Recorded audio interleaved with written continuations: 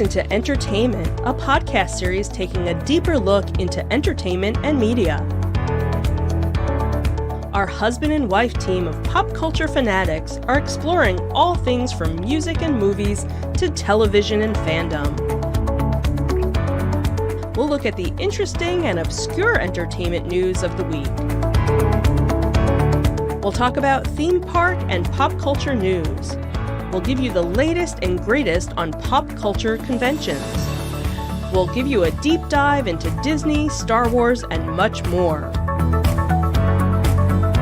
Check out our video episodes at youtube.com/insightsintothings. Our audio episodes at podcast.insightsintoentertainment.com, or check us out on the web at insightsintothings.com.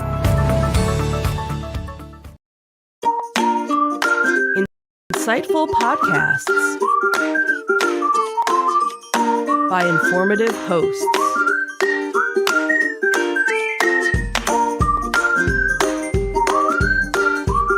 Insights into Things, a podcast network.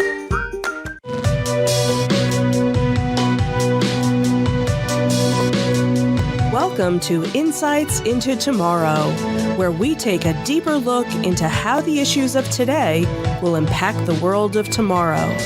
From politics and world news to media and technology, we discuss how today's headlines are becoming tomorrow's reality.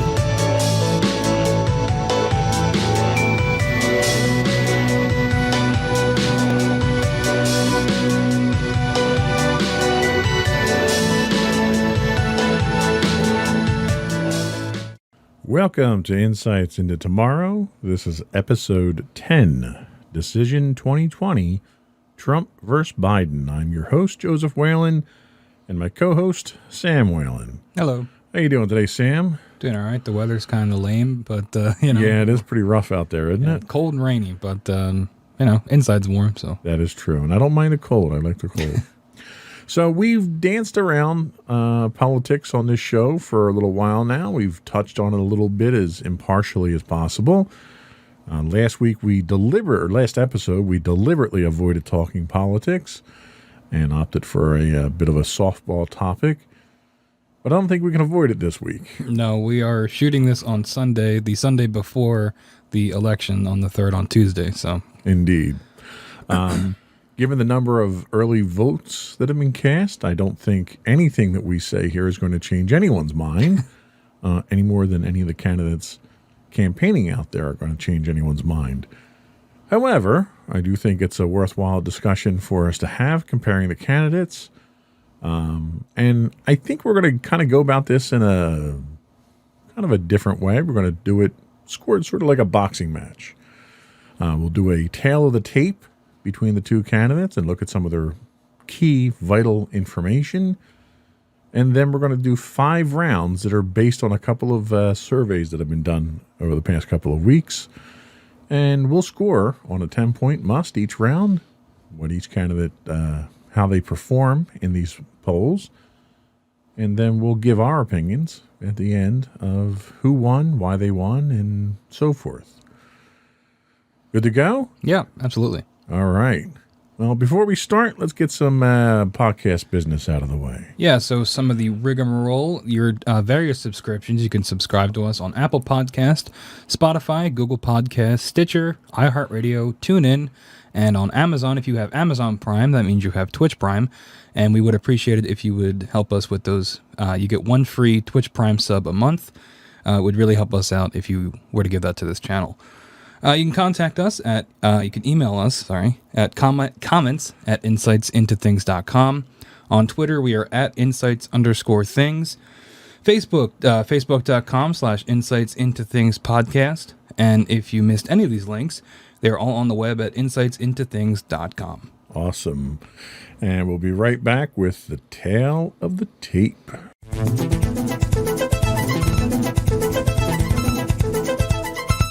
So we have 2 candidates that will be vying for the candidacy for President of the United States for the next 4 years. The first is the incumbent, the defending champion, Donald J. Trump. We're going to look at their political affiliation, their age, where they're from, a little bit about their history, their family history, some education, and some military status history that they have. I'll go down Donald Trump, and how about you go down Joe Biden's record for us? All right. So, Donald J. Trump's political affiliation currently is Republican. He was previously a reform-minded individual. He was a Democrat, registered Democrat, and a registered independent. He is now Republican, has been Republican since at least 2016, when he won the nomination from the Republican Party. He is 74 years old. He is, as he has mentioned several times in his rallies in Florida, a senior citizen. He is from Queens, New York originally. He has been married multiple times. His first marriage was to Ivana from 77 to 92, which ended in divorce. Then he was married to Maria from 93 to 99, and currently married to Melania since 2005. He has 5 children. He has Don Jr., Ivanka, Eric, Tiffany, and Barron. Tiffany we don't hear too much about these days. Don Jr. and Eric are very active, as well as Ivanka, in his campaign, and Barron is under 18 at this point, so he kind of stays below the radar. His alma mater is Wharton School of Business, which he transferred to from, I forget where he originally went. It was in Bronx, New York, I know was where the school was, but he's a product of the Wharton School of Business. He has a BS in economics. Military service, this has been something that was kind of controversial for him in the past. He had 4 student draft deferments while in college during the Vietnam War. In 66, he was deemed fit for service. July of 68, he was classified as eligible to serve. In October of 68, he was medically deferred as a 1Y, unqualified for duty except in case of national emergency, which I guess Vietnam didn't constitute a case of national emergency. And then in 72, he was reclassified to 4F due to bone spurs and permanently disqualified from the service. And that is the tale of the tape for Donald J. Trump. Tell us about Joe Biden. Okay, so Joseph R. Biden Jr., his political affiliation is a Democrat. He's been Democrat his entire career, his political career. He is 77 years old, so 3 years older than Donald Trump. He's from Scranton, PA, which I didn't actually know that. Local-ish, kind of, you know. His spouse is Jill Biden. They were married in 1977. He was previously married to Nelia. Sorry about that. They were married from 1966 to 1972, and unfortunately she passed away. He has 4 children. And the count keeps going. I know, they're hiding in there. Hunter, Bo, who unfortunately passed away, Ashley, and Naomi, who also unfortunately passed away. His alma mater is Syracuse University. He got a degree in law there. His military service, he had 5 student draft deferments while in college. And in 1968, he was medically deferred as a 1-Y due to asthma. And he, much like Donald Trump, unqualified for duty except in case of national emergency. And that is Joseph R. Biden. So they are our candidates that will be vying for president. And we'll be right back for round 1.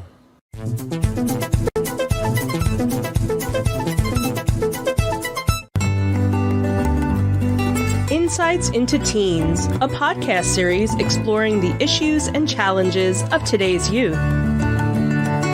Talking to real teens about real teen problems. Explore issues from braces to puberty, social anxiety to financial responsibility. Each week, we talk about the topics concerning today's youth. We look at how the issues affect teens, how to cope with these issues, and how parents, friends, and loved ones can help teens handle these challenges. Check out our video episodes on youtube.com/insightsintothings. Catch our audio versions on podcast.insightsintoteens.com or on the web at insightsintothings.com.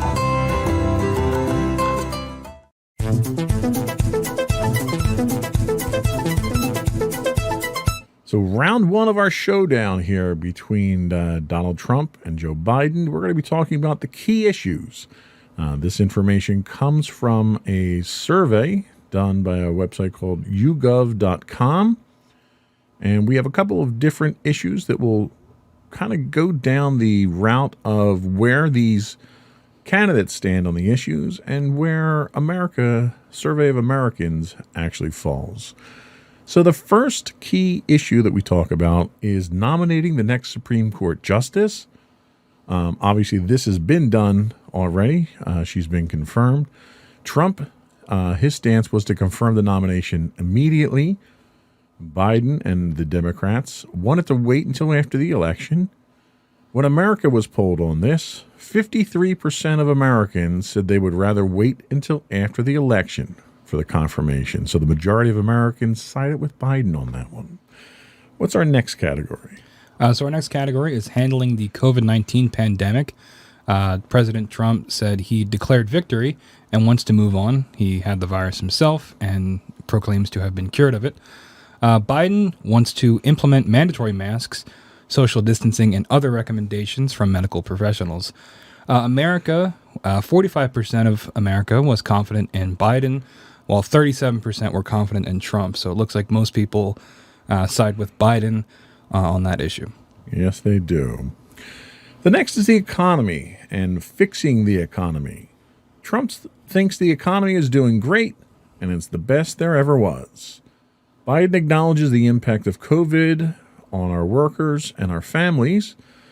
America thinks 37% think things will get better under Trump, and 32% think things will get better under Biden. So America is siding with Donald Trump on this one. The next category, race and violence in our cities. Trump doesn't think there's systematic racism in the country and condemns any violence. Biden acknowledges racism in the country and condemns the violent protests and supports the more peaceful ones. Americans, 39%, think they are mostly violent riots, while 32% think they are peaceful protests. So it looks like most people are swinging towards thinking they're violent riots and are against that. Correct. The next we look at, and the last item we look at in this round, is integrity of the election, which has been quite controversial over the past few months. Trump is attacking mail-in voting as ripe with fraud. Biden encourages people to vote any way they can, especially considering the conditions we're in under a pandemic. America was asked if they have confidence in the election. 16% have a great deal of confidence in the election and the electoral process. 8% have no confidence at all in the election. Now, it's interesting to point out that there were a number of other levels of confidence that were in this survey. I took the top and the bottom here. So the vast majority of people did fall in the middle. I was kind of looking for those extremes here to see where people had that high degree or complete lack of confidence. So it looks like by a margin of 2-1, people are siding with Biden, saying that they are confident in the election and process itself. Now that does bring an end to round one here, and it was pretty well divided, I think. What are your opinions on round one? Yeah, I mean, it looks like most things were pretty split the way you'd think they would go. One thing that did surprise me was the 8% having no confidence at all in the election. I'm not sure what I thought the number would be, but 8%, honestly, I thought it'd be a little bit higher, given the issues we had in the 2016 election and elections in the past, and all the rhetoric surrounding voting in general. I thought that the number would be higher, honestly. Yeah, and I agree with you. I'm surprised it was below 10% there. I kind of figured it would edge a little bit higher. But it is good to know that the vast majority of people do think that they have confidence in the election. So we are scoring these rounds on a 10-point scale, 10-point must, and we will tally up our totals at the end of the matches. Do we want to do our scores for each round, or just count it all at the end? Well, I would pencil in your score now, and then we'll do the math at the end there, and we'll just give the totals. So that's it for round one. We'll be back in a minute with round two.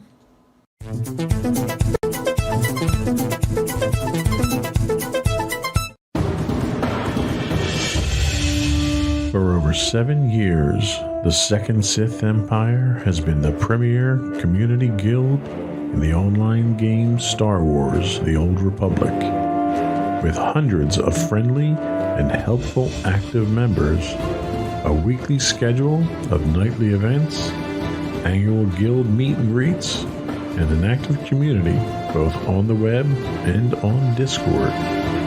The Second Sith Empire is more than your typical gaming group. We're family. Join us on the Starforge server for nightly events such as operations, flashpoints, world boss hunts, Star Wars trivia, guild lottery, and much more. Visit us on the web today at www.thesecondsithempire.com.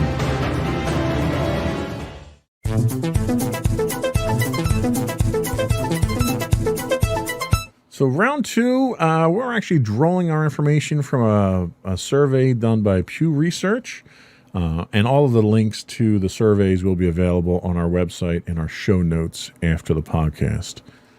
So round two, we're looking at the top reasons for voting for each candidate, and we're looking at Donald Trump. We're looking at both candidates. We're looking at both candidates, and we're looking at several different categories. So the first category we look at was leadership and performance. So Americans were asked to rate each candidate on each of these categories. And for leadership and performance, 23% cast their votes for Donald Trump, while only 19% cast their votes for Joe Biden. So the next category is his issue or policy positions. In this instance, 21% of people voted for President Trump here, and only 9% voting for Biden. So Biden definitely scoring low in that category.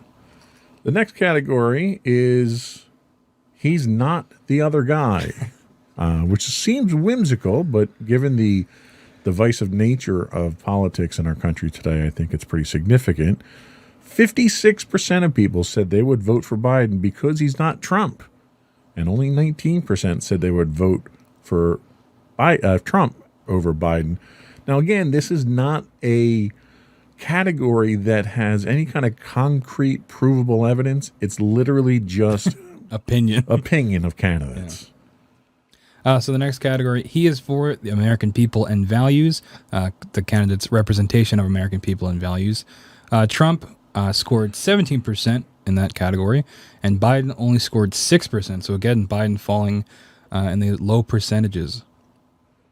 The next category we have is people who vote along party lines. So Republicans vote Republican, Democrats vote down the Democrat column. 16% said they would vote for Trump, 7% vote for Biden. And I think that is more a statement of party loyalty more than anything. And I also think that's kind of reflective of what we saw coming out of the primaries, where we had 20-some people as candidates that emerged on the Democrat side, where the Republicans obviously maintain a fairly single-minded race the whole time. And I think that statistic is reflective of that. Yeah. So the next category is their personality, and temperament. Biden scoring 13% here, and President Trump scoring 11%. So Biden pulling ahead with 2 extra percent. And it's interesting, given the nature of the first debate, which this survey occurred after the first debate. I'm surprised that margin isn't greater in Biden's favor because of the amount of criticism that was lambasted against Trump for his seemingly overbearing, bullying Yep. tendencies during the debate. The next category is simply other. It was not, they had a prescription of what questions they asked people, and people who answered for voting reasons outside of those wound up in the other. And this is a statistical tie here. Biden at 13%, Trump at 12%. I think the margin of error on this poll was 4 or 5%. So statistically insignificant to the overall poll. And the final category is people that did not know or refused to answer. And again, these are pretty close. Biden with 14% and Trump with 13%. Yeah, so I think the last two here we kind of can throw out from a statistical standpoint. Looking at the rest of these, I think it's pretty clear that Donald Trump won round two on this one here. Let's move right into round three here, since that was a quick, decisive round. Round three, using the same poll, looks at personality traits. So we look at energetic being our first one. 56% of Americans think that Donald Trump is more energetic than 40% who think Biden is more energetic. The next is courageous, or how much courage they have. Trump with 46% and Biden close with 45%. So just 1% difference there. And then we asked Americans, well, we didn't, but Pew Research asked Americans, who cares for the needs of ordinary people? And this is where we see a bit of a breakout here, where Biden scores 54% of the confidence level from voters, Trump only 41%. So that's kind of a opinion statement there as to who cares more. Yeah, and sort of in the same vein as that, the next category, a good role model. And again, Biden pulling ahead here, 46% from Biden, with Trump only getting 31%. So again, similar to cares for needs of ordinary people, you're seeing in the personality realm, Biden is pulling ahead a little bit. Right. And the last one that we have in round three here, I think this is a knockout blow here in the last two, where they asked, who do you think is more even-tempered? 60% of Americans think that Biden is more even-tempered than 25% of Trump supporters. So I think round three, I would definitely have to give to Biden in this case here. Not only did he win more of the categories, but he won them with a significantly higher percentage difference than the others. Yep, definitely. But overall, I was actually kind of surprised at this point in time when I prepared the notes as to how even the two candidates really were at this point in time if we're scoring on a 10-point must. Yeah. We're going to take another quick break here, and we'll be back in just a minute for round four, where we're going to look at what voter confidence is on key issues between the candidates.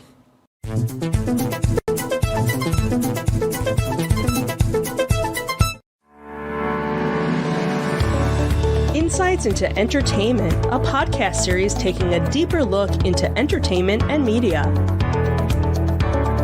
Our husband and wife team of pop culture fanatics are exploring all things from music and movies to television and fandom. We'll look at the interesting and obscure entertainment news of the week. We'll talk about theme park and pop culture news. We'll give you the latest and greatest on pop culture conventions. We'll give you a deep dive into Disney, Star Wars, and much more. Check out our video episodes at youtube.com/insightsintothings. Our audio episodes at podcast.insightsintoentertainment.com, or check us out on the web at insightsintothings.com.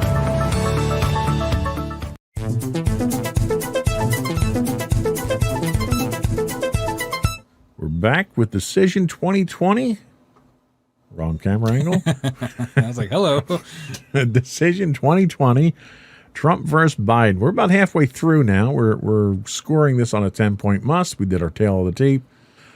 Halfway through now. We've got 2 rounds left to go. Where do you think we stand on the candidates?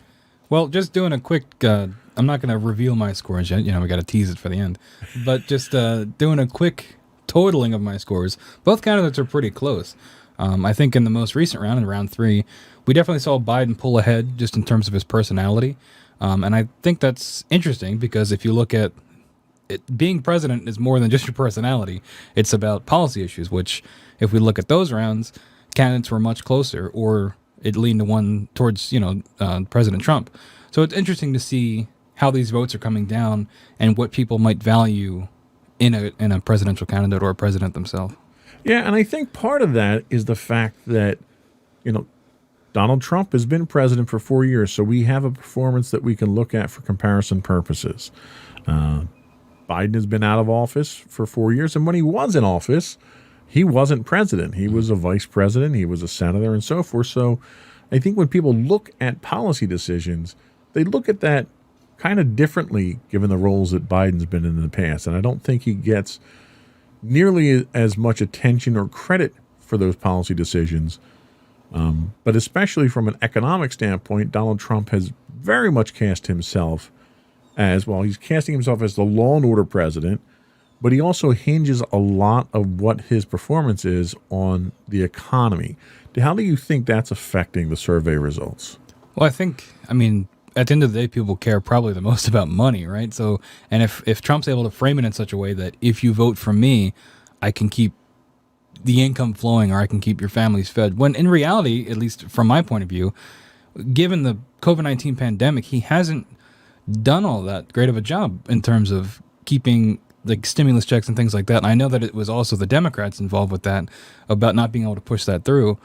But I think it's not nearly as cut and dry as Trump would like people to believe, where if you vote for him, immediately the economy will be better, and in turn your life will be better.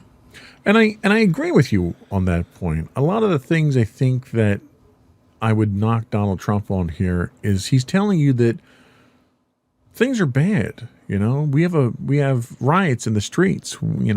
If you elect Joe Biden, your taxes are going to go up, and this is going to happen, and that's going to happen. And he cites a lot of things that are happening right now under a Republican administration. So I find it difficult to correlate that electing Biden would change things, since obviously we're still having riots in the streets now, most recently in our backyard in Philadelphia here. Yep. And that's happening on Donald Trump's watch. So why would that change on Joe Biden's watch? Yeah, those ads that make that argument, they perplex me, because he presents this image of an America that is burning, but he's the president. Right. And it's on one hand, I can't tell if it's smart or not, because some people are probably believing it. Yeah. And that if they give him another 4 years, he can stop it all. But in a lot of instances, he is at some fault for the state of things now anyway. Yeah. So, I know we don't want to turn it into a Trump bashing thing, but like you said, we've had 4 years of his performance to critique, and I guess that's probably why we're leaning that way. Well, and he makes a point of talking about the forest fires out in the on the West Coast there.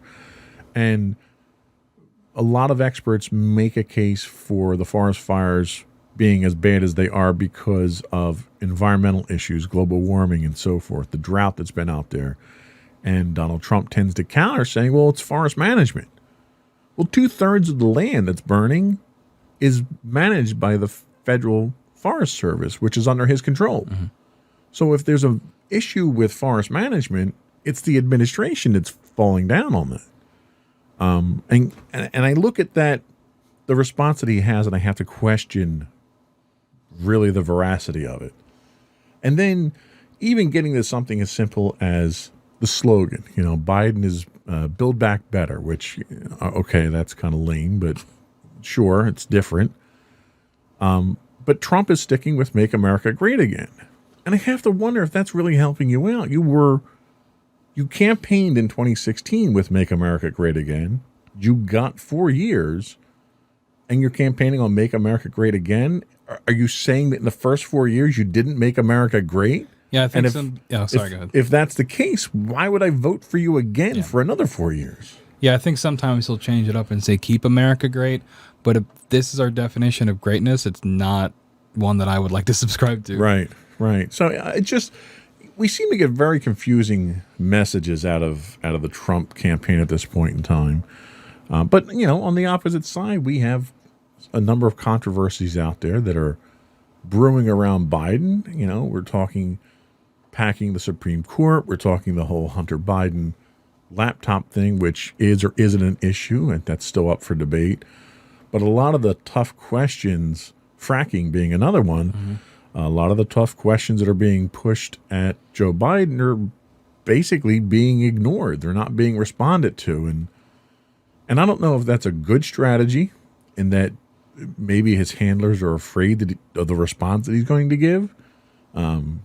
If you look at his response on fracking, it's been fragmented. It's been inconsistent. And he's countered previous statements a number of times during the campaign.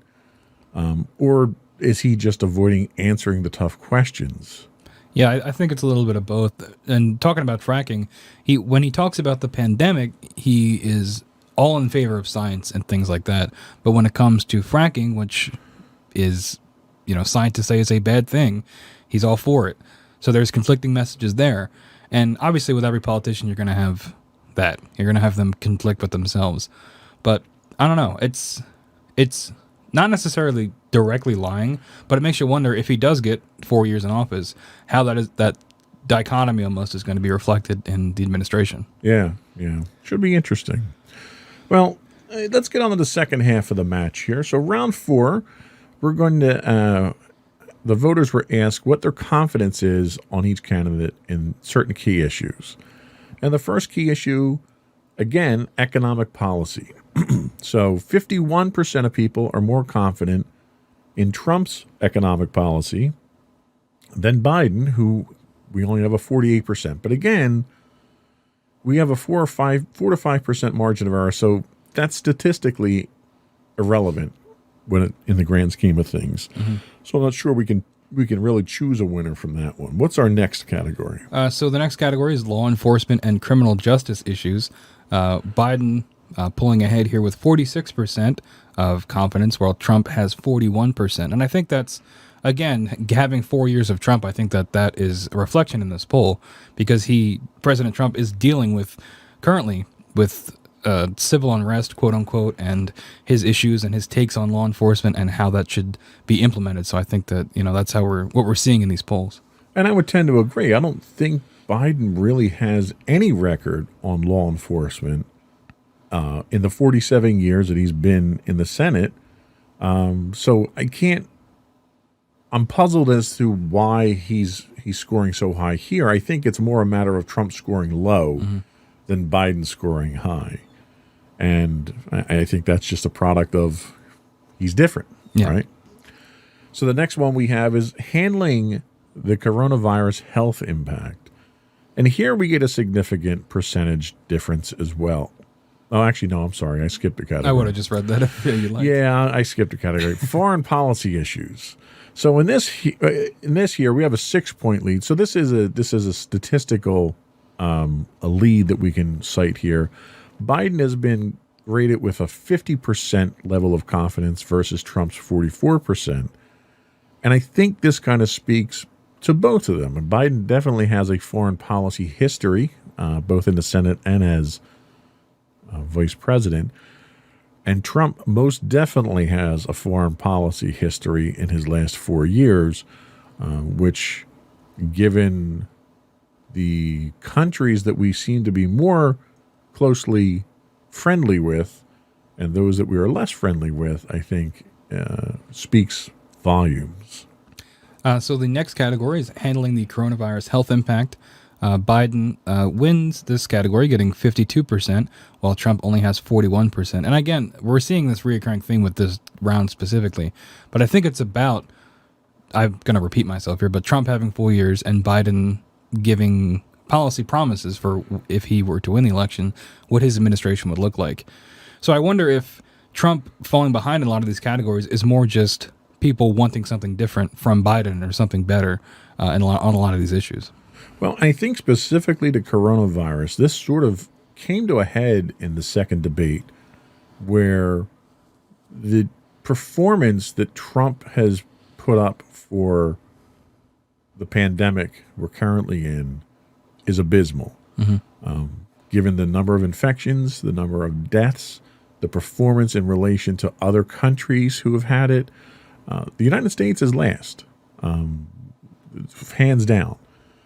And during the second debate, Trump tried to sort of retaliate or punch back on this when they talked about the H1N1 virus that struck during the Obama-Biden administration, and claimed that had they dealt with this virus then the same way, the death toll would have been monstrously higher. 2 million people, I think, is what he was quoted as. And when you look at the performance of the Obama and Biden administration, the death toll was insignificant compared to what we're seeing now. Yep. And I think Trump failed to make a case for a failure on Biden's part in the first pandemic, which in combination with his abysmal handling of it, and there's very few people I think that can provide a convincing argument otherwise. I think those two things combined is what's really killing the public confidence. I mean, Trump has declared that the virus is over, and we've got 1,000 people a day dying. So it's kind of hard to have any confidence in someone who has that kind of distorted version. Yeah, and on that issue, also pulling out of the World Health Organization in the middle of a pandemic, I don't know who greenlit that. I'm sure it was probably mostly President Trump pushing for that, given his opinions on funding the World Health Organization, which, if you just do a cursory amount of research, it's not quite as black and white as he's presenting it. Right. But I think things like that, whether they're for, in his mind, the right reasons or not, they send the wrong message to not only the American people, but to the rest of the world on how America is handling this. And you're seeing that with travel restrictions being put back on Americans going to other countries and cases continuing to rise every day. Yeah. Well, not only did he pull us out of the World Health Organization, he has a crusade going to repeal the Affordable Care Act, which would leave 20 million plus Americans without health care during a pandemic. Maybe the ACA, maybe it needs to be recalled and needs to be reworked and something else put out. He doesn't have a plan. He hasn't put a plan forward. It's coming. Every 2 weeks it's coming. So until you have something that's a viable replacement that's better, you can't withdraw it. And it's already made its way to the Supreme Court. Yeah. We're waiting on a vote from the Supreme Court. Yeah, and it's easy to say all these things about Trump because we don't have a Biden in this situation. And maybe things would have gone just as poorly if Biden was in charge. But that's not really the point. The point is Trump was in charge, and these are the consequences of his actions. That's exactly it.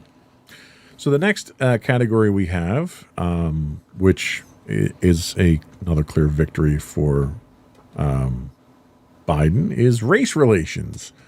48% of Americans are confident in Biden versus 35%. And again, this is a direct reflection of the last 4 years of division that we saw under Trump. Now, looking at Biden's record, Biden does not have a stellar record on race relations. He's made comments in the past. He's had policy decisions in the past that were not in the best interest of minorities. And a lot of that is just being overshadowed by the fact that Donald Trump, in many cases, has aligned himself with white supremacist groups. He refuses to condemn them. He's made comments to the effect that, there are decent people in the KKK. He was asked to condemn the Proud Boys on the debate stage. And instead of saying, stand down, it was stand back and stand by, which is a very, very different message than stand down.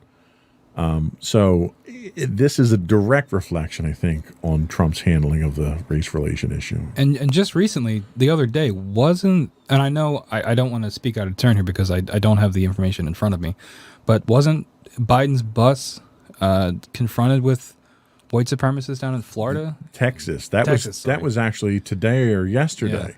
They were going to a rally. They canceled the rally because Trump supporters in pickup trucks surrounded the bus driving down the highway. Yeah, and I don't know if Trump has commented on that at all, but either way, it's difficult to argue that these things would not be happening if Trump President Trump was not in office. I agree. And you can't necessarily knock Trump for the actions of every one of his supporters. Yeah. What you can knock him for is his reaction to it.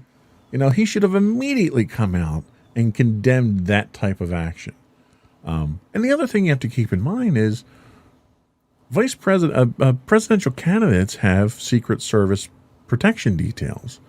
So you have these highly trained individuals with weapons that are being provoked by these protesters. American citizens. Yeah. And the fact that this is being allowed to happen is extraordinary during an election. Yeah. I guess speaking of all that, the final category we have here is bringing the country closer together. Obviously, we're just talking about division and things like that.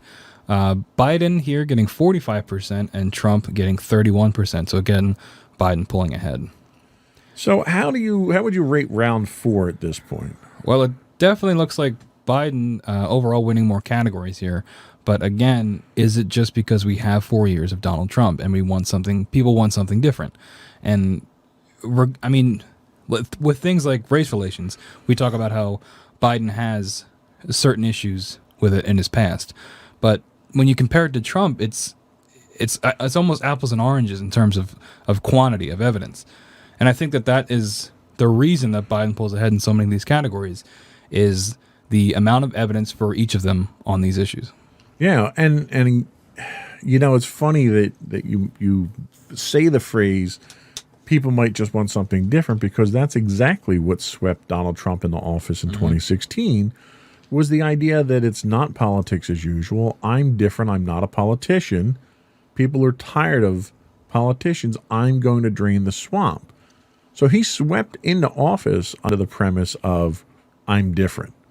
And now he's under real threat of being swept out for people looking for something different. And his premise was, well, you've had 50 years of politics as usual. I'm different. We've had 4 years of Trump, and Americans seem to want something different now. So I'm not really sure where that statement actually leads the country. Yeah, and I think that happens anytime you have the incumbent president going against the other candidate from the other party. It's always, well, I didn't like what they did, so I'm going to vote for somebody different. Whereas if you have a president that is overall liked in their first term, they're more likely to get reelected because people want more of the same. And we're not seeing that here, I don't think. Well, and the one thing I think that's very different about this race than I think I've ever seen in the history of politics is you look at the national conventions for each party. And the Democratic National Convention quite literally had more respectable Republicans speaking in favor of Biden than Donald Trump had in total speaking at the Republican National Convention. When more Republicans show up for the Democratic National Convention, I think you're seeing a divide in a party where that party has been very consciously trying to cover up that divide at this point. And the race that we're looking at here is not really just a race for the president. It's a race for the Senate and the House. Right now, the Republicans control a majority there. So anything that the Democrats try to do is being thwarted. And there's a real threat right now because of how the country's been in the last 4 years under a Republican president, that not only do you see the executive office switch, you may see enough seats in the Senate switch that you could have a Democratic president and a Democratic-controlled Congress that will dominate for the next at least 2 years until the midterms. So that could have a significant impact on the future of this country. Yeah, and we're not even taking into account the Supreme Court, too. Having majority Republican judges is also going to affect how Well, and let's not call them Republican judges. That's kind of unfair because, they are impartial, but they've been Republican-appointed judges. Yeah, sorry, that's closer to what I meant. But those appointing judges are also going to affect how a lot of decisions will go. Yeah, whether you're a Trump supporter or not, the fact that he's had the opportunity to appoint 3 justices to the Supreme Court, when in 4 years he's gone through more members of his administration than any other administration before, which to me, if I look at it from a hiring manager standpoint, if you go through that many people in that short a period of time, you're probably a terrible judge of character when it comes to hiring people. Yeah. And based on that revolving door policy on his administration, he's got 3 people appointed to the highest court in the land for life terms that will have far-reaching impacts on the future of this country than anything. Yep. And that's kind of alarming, even if you aren't a Democrat. I think it's alarming that any single individual has that much of an influence over the Supreme Court. So that was it for round 4. We have one more round, which I think is probably the biggest round that we have, and it's a single question round. And I think this will tip our contest one way or the other, because I think we're, tell me if I'm wrong, but I think we're pretty evenly matched right now. Mm-hmm. Yeah, definitely. I mean, you have a couple instances of Biden pulling ahead, but then you also have Trump doing better in other rounds as well. So I'd say it is pretty back and forth. I agree. So we'll take a quick break and we'll come back for round 5 and then our analysis.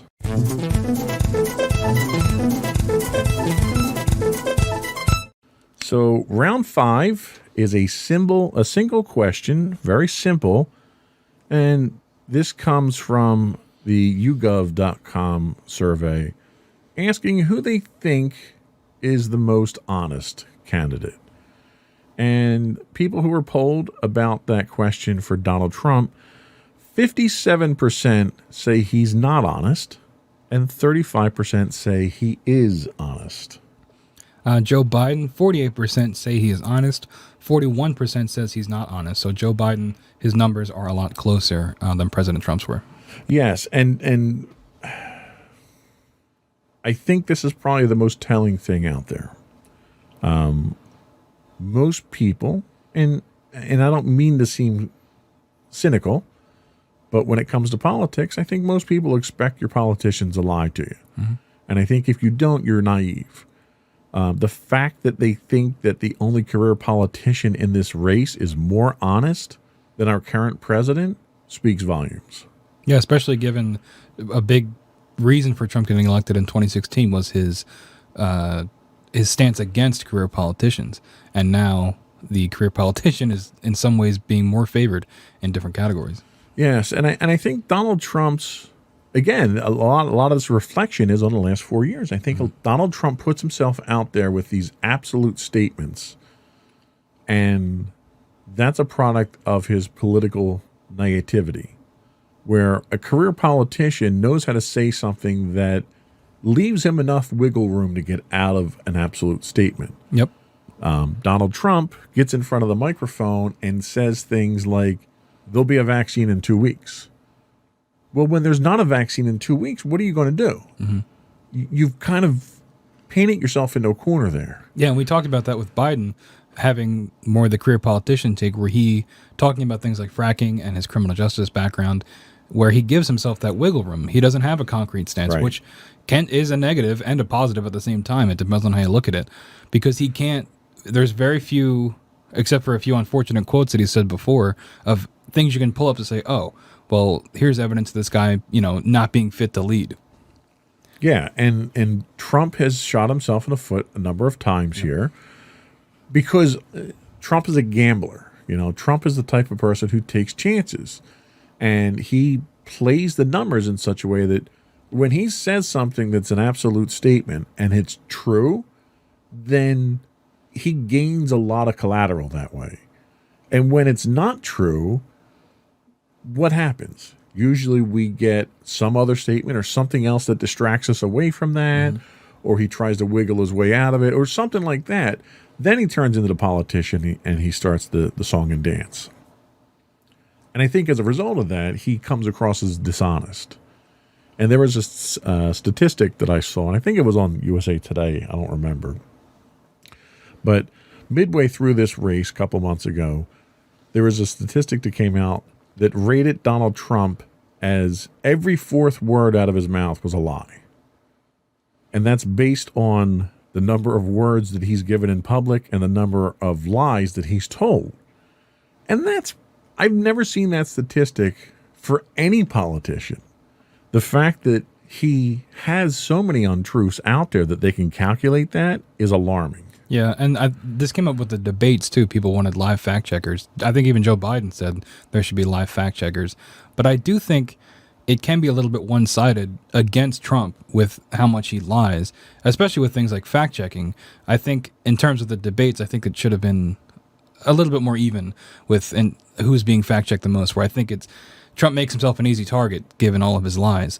And I think that there has been a lot of attention on that, and maybe not as much on Joe Biden. Well, and Donald Trump has also put himself in compromising positions in the past, like the Woodward interviews, for instance, were done months ago, very early into the pandemic. And Donald Trump came out acknowledging the fact that he knew how dangerous the virus was. He knew it was airborne, and he willingly chose to downplay the virus because he didn't want to panic Americans. And why you would say something that was so compromising on tape, knowing that you're on tape, boggles my mind. Yeah. And I don't understand what he thought he was going to gain from that. The way I see it is he doesn't care because that is already out of the news cycle, right? I mean, he admitted to this on tape, and it was major headlines for a couple days, but it's out of the cycle now. And I think that has been a reoccurring thing with his administration and his presidency. He says something insane or does something insane that you would never think a president to do, and in the past would probably be extremely damning. But because it happens so frequently, we become desensitized to it, and it becomes, unfortunately, a new normal almost. And I think that he says things like this because he knows that it's not going to stick. Yeah, and I think you're right. And I think when he does something where he shoots himself in the foot, and the news organizations pick up on it and report on it, then we get it's fake news. They're not treating me fairly. Did you ask Biden the same questions? Yeah. And he goes on this defensive rant to distract away from everything. So I have to give him full props as a master manipulator. He really has perfected the methodologies of manipulating the media at this point in time. Yeah, I mean, that was kind of his reputation even before he became president, right? I mean, with his depiction in different movies, Back to the Future 2, the president in that being loosely based, or not the president, but the older Biff being loosely based on Donald Trump, right, and things like that. I think he's always had this reputation. It was only before it was more normal because he was a greedy businessman. But when you put somebody like that in office, the standards are different. Yeah. So. Yeah. Interesting. So that was it for round 5. I think we can say that squarely went to Joe Biden. We'll be right back with our final thoughts and our tally of who we think won the matchup.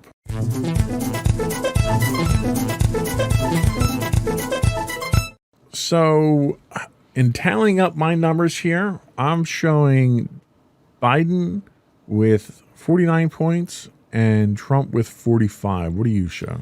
I had Biden with 49 and Trump with 41 points. Okay, well, you were much harder on Trump than I was. Well, I was harder on Trump in rounds 3 and 4, only because he scored so much. Those are the categories where he got destroyed by Joe Biden in terms of the percentage differences. So I thought that warranted lower scores for him. Fair enough.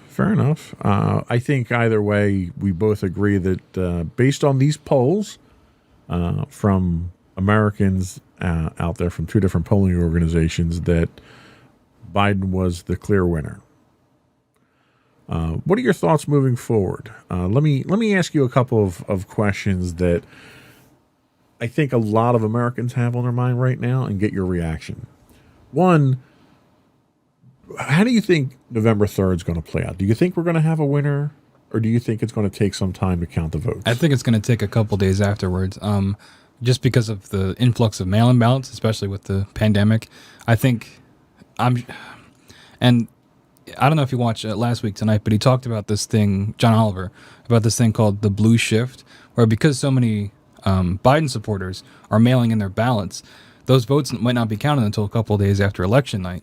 Whereas if a lot of people that support Trump vote in person, that might show him pulling ahead, which he could then capitalize on to declare victory. And I think that that's a scary prospect. And I think the official tally will probably be a couple days later, due to the mail-in votes.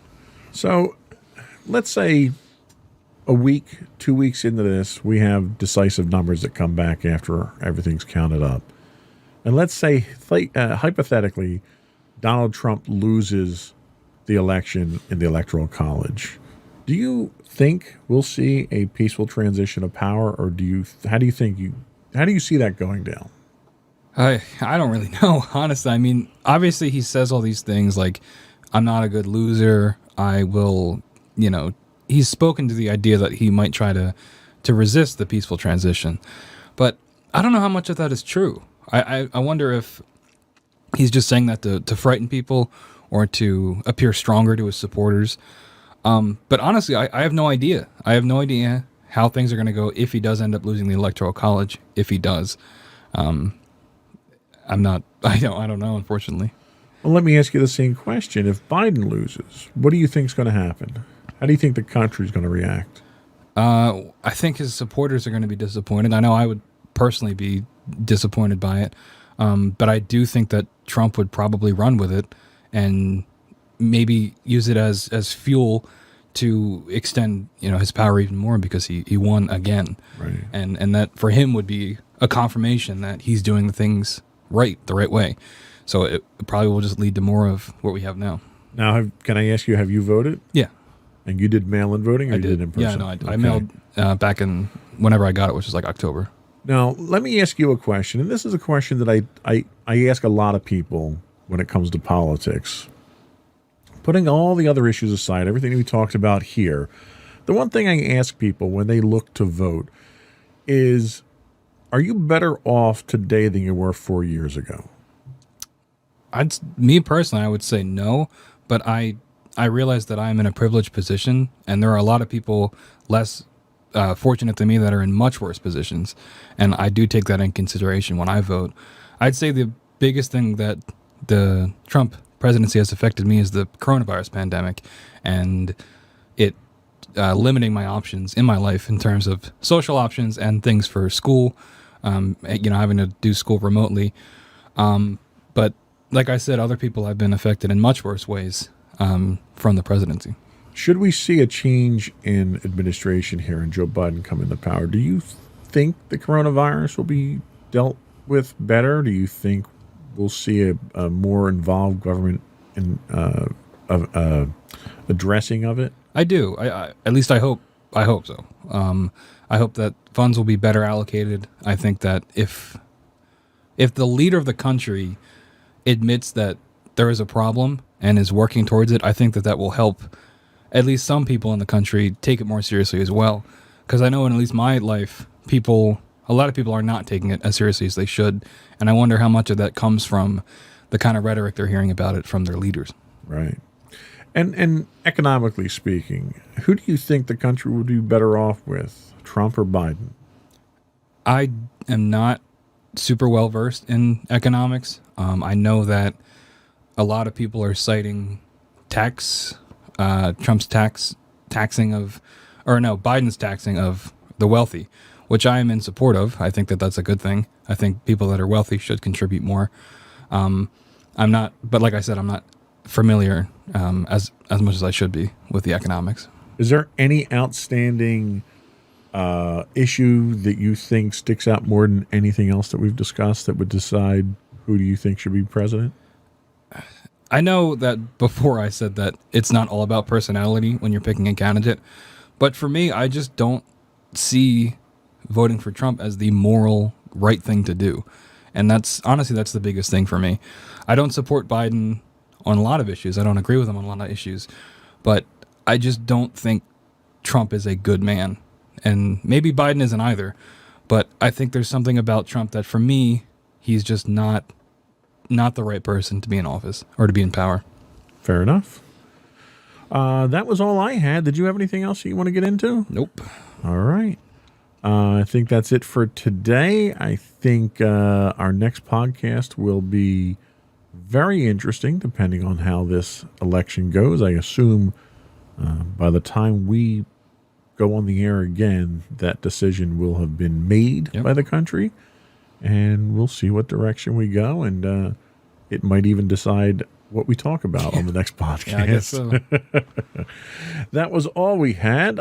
Thank you for watching today. Before we go, I would invite folks to subscribe to us. You can get video versions of our podcast if you look for Insights into Things. You can get audio versions if you look for Insights into Tomorrow. We're available on Apple Podcasts, Spotify, Google, Stitcher, iHeartRadio, TuneIn, and Amazon. We would also invite folks to reach out to us and give us your feedback. You can email us at comments@insightsintothings. We're on Twitter at Insights Into Things. We are on Instagram at Insights Into Things. Facebook, you can catch us at facebook.com/Insights Into Things podcast. Or you can get links to all of our social media contacts, as well as transcripts and show notes on our website at www.insightsintothings.com. And I think that's it. Another one in the books. Bye.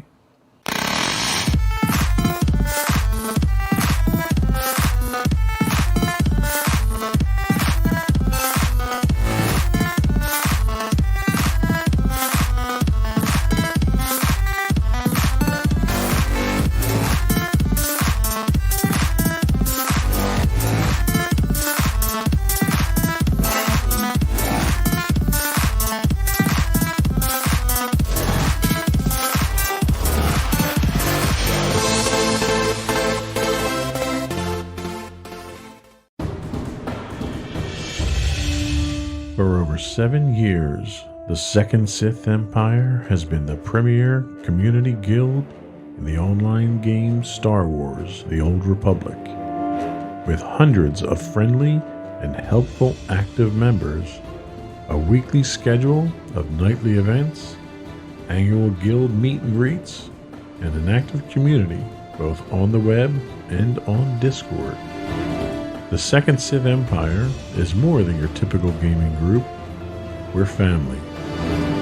Join us on the Starforge server for nightly events such as operations, flashpoints, world boss hunts, Star Wars trivia, guild lottery, and much more. Visit us on the web today at www.thesecondsithempire.com. Insightful podcasts by informative hosts.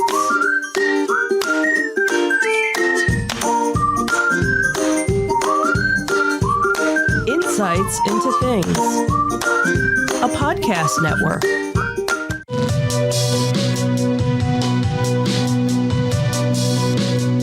Welcome to Insights into Tomorrow, where we take a deeper look into how the issues of today will impact the world of tomorrow.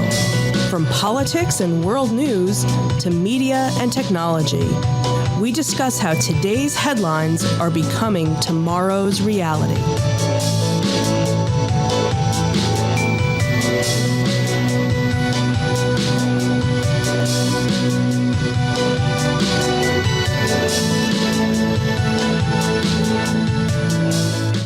Welcome to Insights into Tomorrow. This is episode 11, The Trump Legacy. I'm your host, Joseph Whalen, and my co-host, Sam Whalen. How you doing today, Sam? Doing good. It's been a little bit of a while since we've done a podcast, but looking forward to another great show. Yeah, we took a little time off over the holidays to redo the studio and so forth. In the process, we have a new president. So I thought it would be interesting. We had originally discussed doing a podcast on the insurrection on January 6th.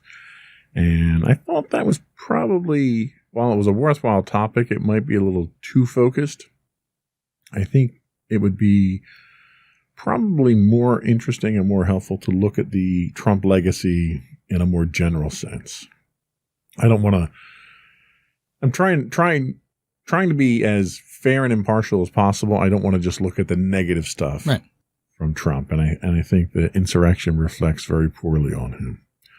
So today we're going to look at what some of his notable accomplishments were over the last 4 years. We'll look at some of his failures. And then we'll have kind of an open discussion about what the lasting effects of Donald Trump on the U.S., the world, the presidency, and so forth are. And then just a candid talk about where we think the future is under Joe Biden for the next 4 years. So, ready to get into it? All right.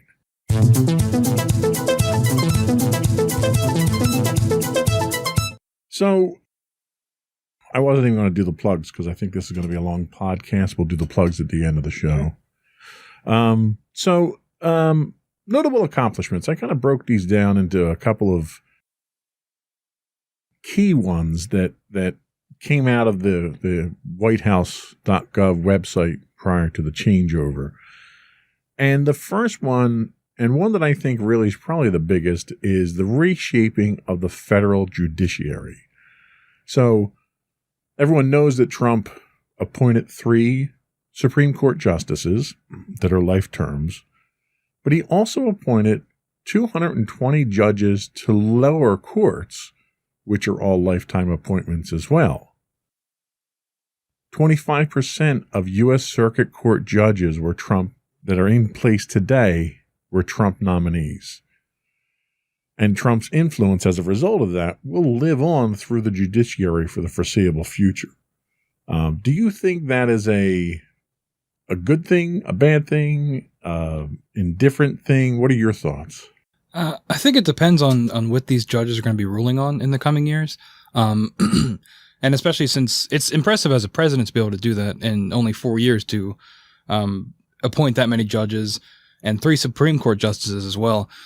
So whether or not the judges will, rule on certain things in the coming years, it's still, it's something that'll be in a history book looking back at the presidency of one of his accomplishments. Absolutely. And I think the one thing that we've seen so far is the 3 Supreme Court justices did not tip the balance of power in the Supreme Court at this point in time, given the number of cases that Trump brought to the Supreme Court during the election phase that did not go in his favor. So I think, if nothing else, the impartiality of the Supreme Court seems to still be intact, which is a good thing. The next thing that we look at is Space Force. Space Force is the first new branch of the U.S. military since the U.S. Air Force was created from the Army Air Corps after World War II. It's supposed to be a more centralized version of the military missions in space. Now, that's not fighting aliens or anything like that. What they do is they handle satellite surveillance. They handle all the military satellites. They're responsible for the GPS system that's both civilian and military use. They're monitoring the various debris that's in space to make sure that it's not dangerous to future missions. What do you think? Do you think, I'll be honest with you. When I heard that we were creating Space Force, I couldn't help but chuckle. Mm-hmm. And I wasn't the only one, because it spawned a Steve Carell comedy series, that came out of this. What are your thoughts on Space Force? Well, I think space exploration is important. And I know over the years, the public has sort of waned away from that, and there's not as much interest as there was like in the 80s and 90s and stuff. I do think if Space Force is going to actually do something, and it's not just a dumping ground for money like a lot of other of these types of programs, they spend a lot of money, especially when it comes to the military. There's a lot of money put into that. But I think if they do monitor things like the debris around the Earth, which is getting really, it's becoming a real problem, and satellites and things like that, I think that's a good start. And maybe they'll segue into actual exploration missions in the future, hopefully. Yeah, we don't really know what direction they're going in right now. They really inherited a lot of things that the Air Force had already been doing. They're not doing exploration at this point. Yeah. That is still the domain of NASA. But, we have missions up there. You have an International Space Station up there that occasionally needs to be moved so it doesn't get hit by a refrigerator-sized piece of debris that brings it down. So that's really what they're working towards. And you also have private companies like SpaceX that are going a lot more they have a little bit more of a budget than NASA does for the funding, so they're able to do a lot more missions into space. Sure. Yeah. In fact, speaking of space junk, one of the things that's really starting to crowd the low Earth orbit are these new internet-enabled satellites. SpaceX, Elon Musk is putting a huge constellation of satellites, some 400 or 500 satellites up there, all of which are moving obstacles that are flying at 17,500 miles an hour.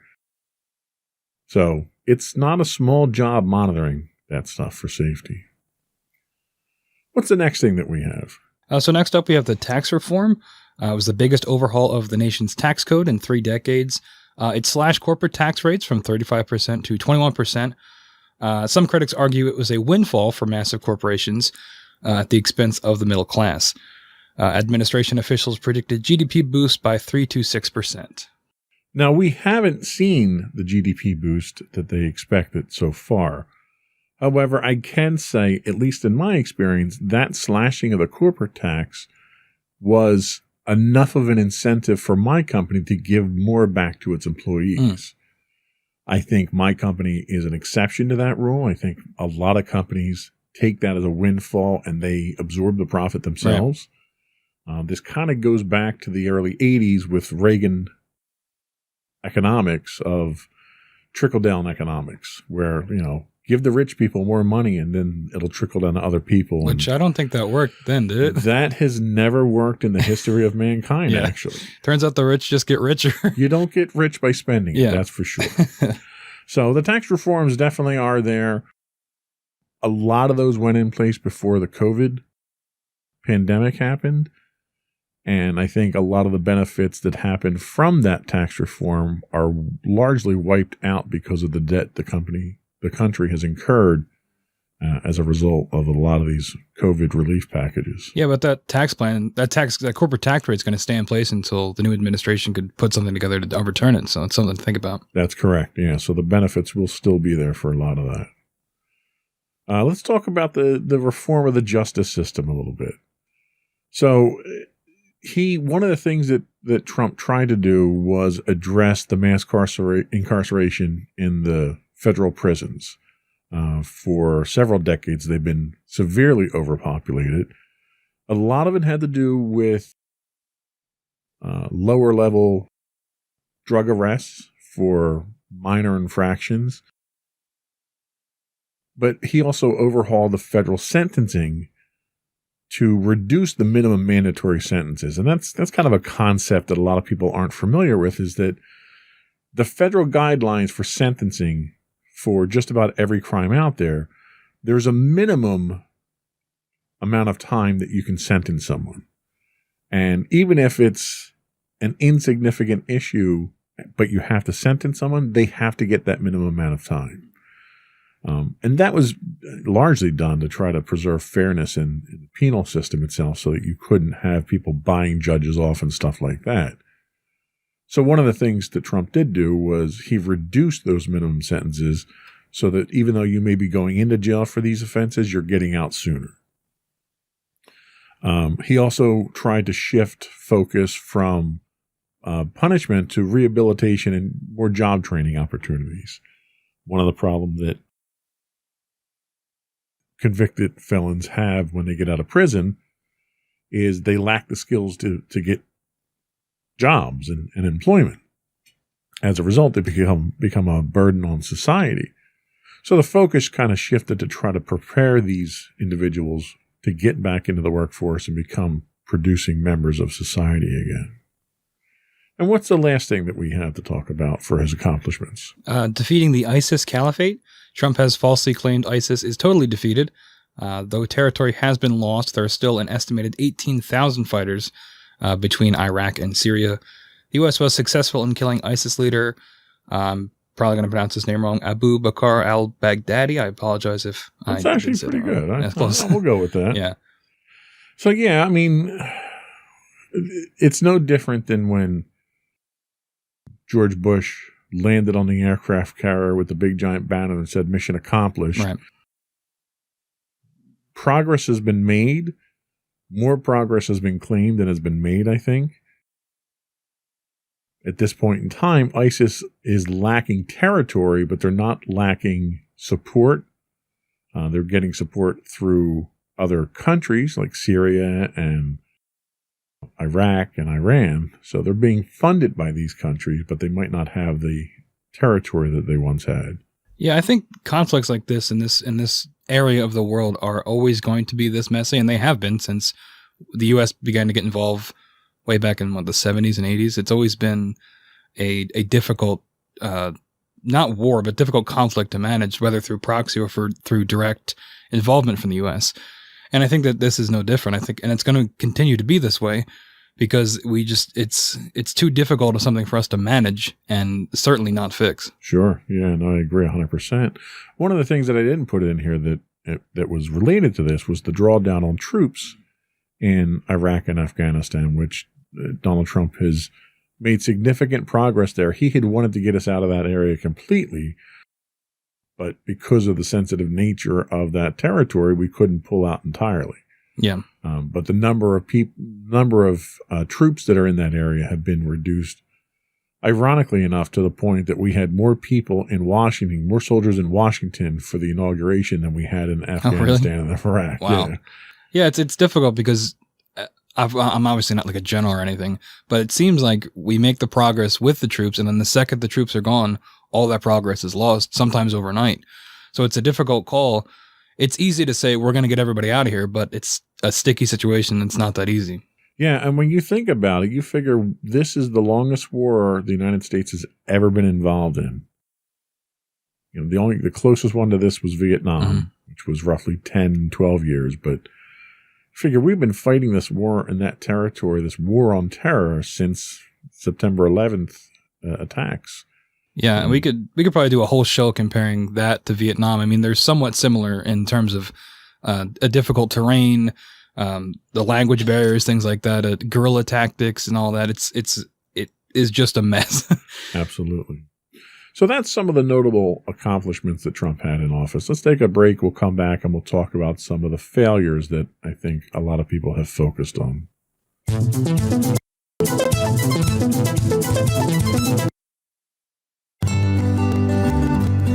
Insights into Teens, a podcast series exploring the issues and challenges of today's youth. Talking to real teens about real teen problems. Explore issues from braces to puberty, social anxiety to financial responsibility. Each week, we talk about the topics concerning today's youth. We look at how the issues affect teens, how to cope with these issues, and how parents, friends, and loved ones can help teens handle these challenges. Check out our video episodes on youtube.com/insightsintothings. Catch our audio versions on podcast.insightsintoteens.com or on the web at insightsintothings.com.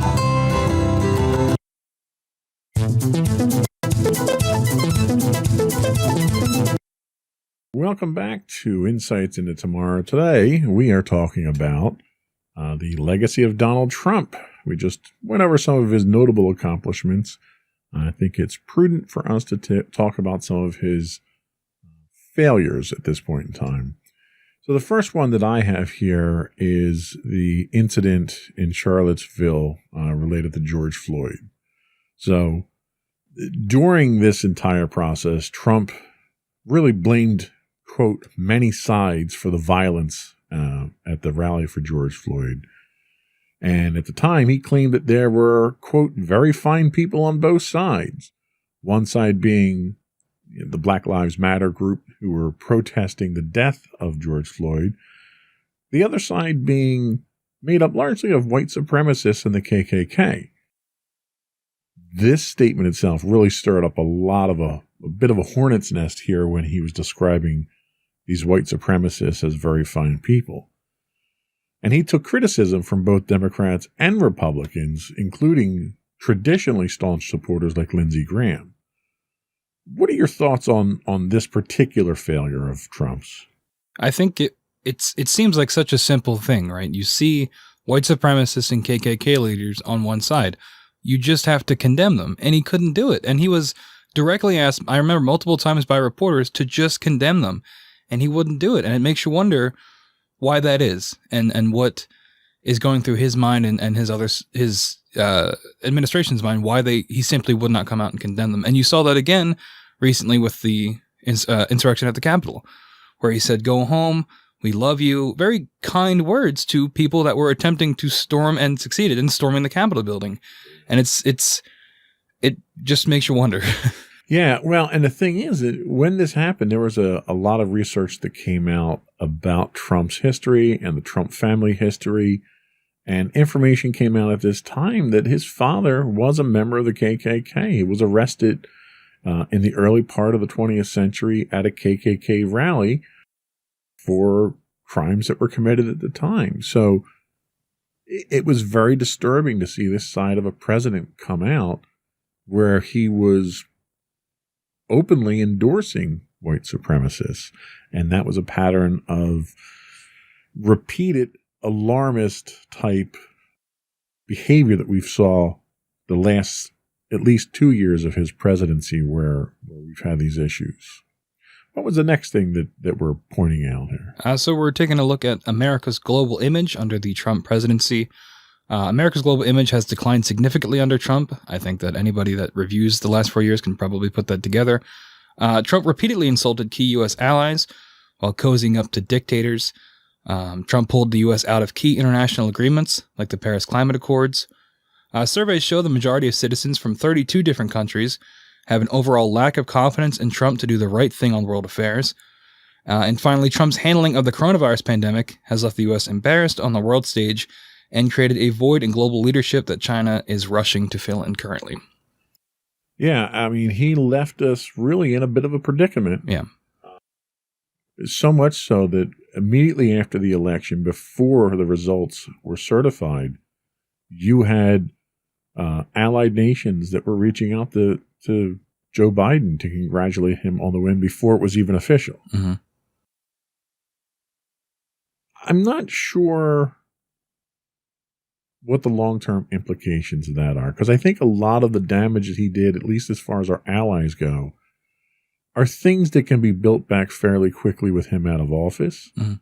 My concerns center around more the relationships that he had with the adversaries of the United States, like the Putins and North Korea and so forth. You know, I mean, he really took the country in a direction that it never went in the past. What are your thoughts? Yeah, I mean, there's multiple instances of him talking about how he admires Vladimir Putin and things like that.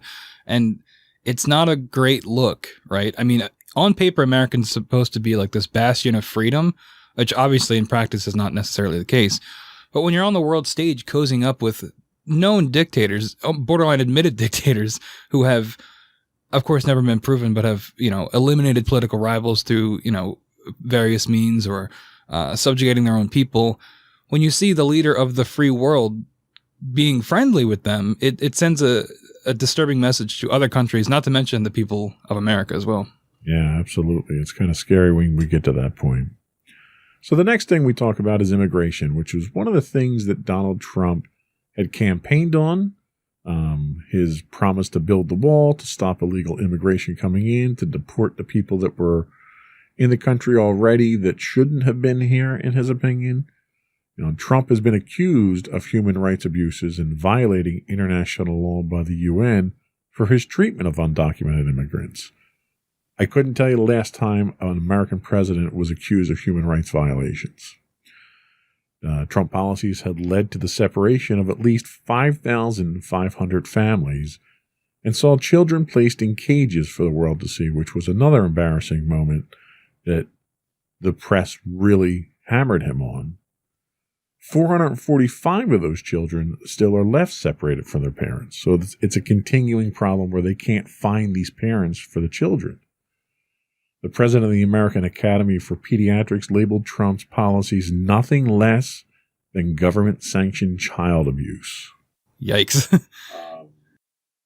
what are your thoughts on his immigration policy? I mean, we've got a lot of the wall done, right? So is that a good thing or a bad thing? I don't think the wall was a great idea. I mean, it for people that think that we should take a strong stance on immigration, I think it's a very good physical thing to see. But I think in practice, I don't know that the wall really works. And not to mention, speaking back to the ICE situation, we actually talked about doing a whole episode on ICE, but doing the research, we found it would be better to just lump it in with this. But the fact that 545 children don't have their parents or any real person to take care of them still, and for this long is horrifying. And the fact that it's still happening. Yeah. Yeah. And Trump tried to defend his actions by claiming that a lot of these children were not brought over by their parents. They were being brought over by criminals and mules and, people that were trying to get into the country illegally and using the children as a means to get into the country. And there just wasn't any facts to back that claim up. As with a lot of the things that we deal with Trump, there's a lot of misinformation. There's a lot of what the Trump administration has labeled alternative facts. And I think you have a difficulty in sifting through. There's so much misinformation thrown out about these things that it takes an effort to sift through that you shouldn't have to make such an effort to do. Yeah, I think that, we'll probably touch on it more later in our concluding thoughts, but I think that's part of the plan, is to put as much false things out there that you question what is real and what is true. And then from there, you can make your reality whatever you want. Right. So what was the next thing that we're going to ding him on here?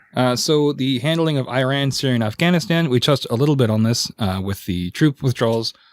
Trump's decision to withdraw from the U.S. from the 2015 Iran nuclear deal induced chaos throughout the Middle East. It remains one of Trump's most unpopular decisions in the global arena. Trump has failed to thwart Iran's aggressive behavior through his maximum pressure campaign. He exacerbated the situation by ordering the killing of Iran's top general, another name I'm going to probably mispronounce, Qasem Soleimani, which was huge when it happened. I remember we talked about it on one of the previous shows. Yeah. About how insane that was. And it's almost like we forgot it happened, but here it is again, looking back at everything. Iran has since abandoned the nuclear deal and is actively working towards nuclear weapons. Again, Trump pulled U.S. troops out of Syria, abandoning U.S. allied Kurdish forces. I remember that was extremely controversial too, especially I saw a lot of veterans on Twitter talking about that when that happened, about how that was wrong to do because you left these people hanging to dry. The withdrawal induced a humanitarian crisis in the region and the security vacuum that Russia, Iran, and accused war criminal Syrian President Bashar al-Assad benefited from. Trump started a massive pullout of U.S. troops from Afghanistan, essentially surrendering the country once again to the Taliban.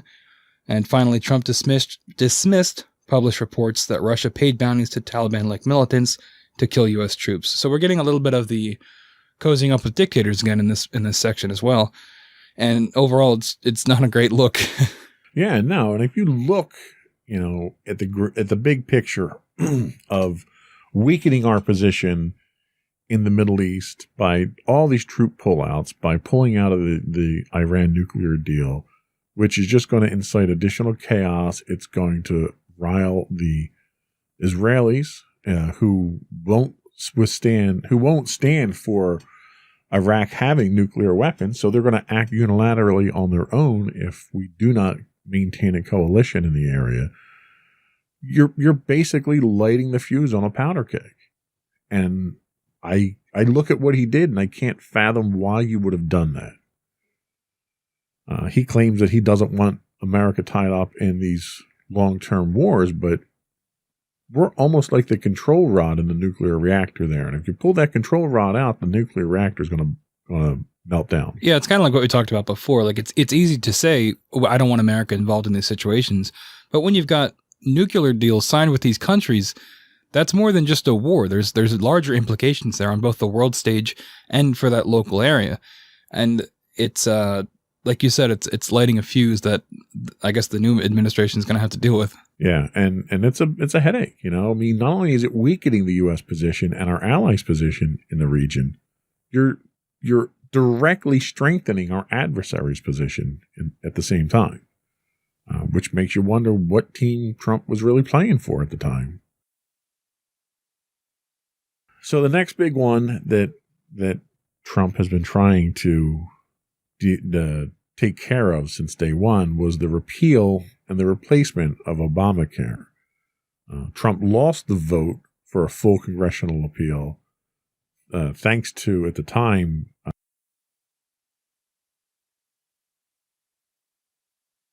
Ruth Bader Ginsburg? No, Senator McCain. Oh. That was like one of the great acts of defiance that Senator McCain had against Donald Trump, was to turn that vote down. He's managed to dismantle parts of it, including the rollbacks on tax penalties for those that are not enrolled in health care. But in the meantime, he's failed to offer anything close to a replacement. He's been questioned several times on this, and his statement has been, it's ready. We're going to roll it out in a couple of weeks. A couple of weeks never got here. He never rolled out a replacement for it. The Supreme Court, as a result of that, did not allow it to be repealed because there wasn't a replacement for it. But he's weakened it significantly. And this is another problem that he's generated that the current administration, the new administration, is going to have to deal with. Yeah, I'm not sure if the Biden team has said what their plans are to deal with this, but you'd imagine they're probably just going to reinforce it and kind of build back up where it was. You have to. You have to at least put in the stuff that was pulled out at this point, because it's kind of silly to not have these in. And it's unfortunate for people because this was one of his big things when he was running for president, was that he was going to get rid of Obamacare and put something new into place. It's unfortunate that all these people that voted for him are promised that, and unfortunately simply never got it.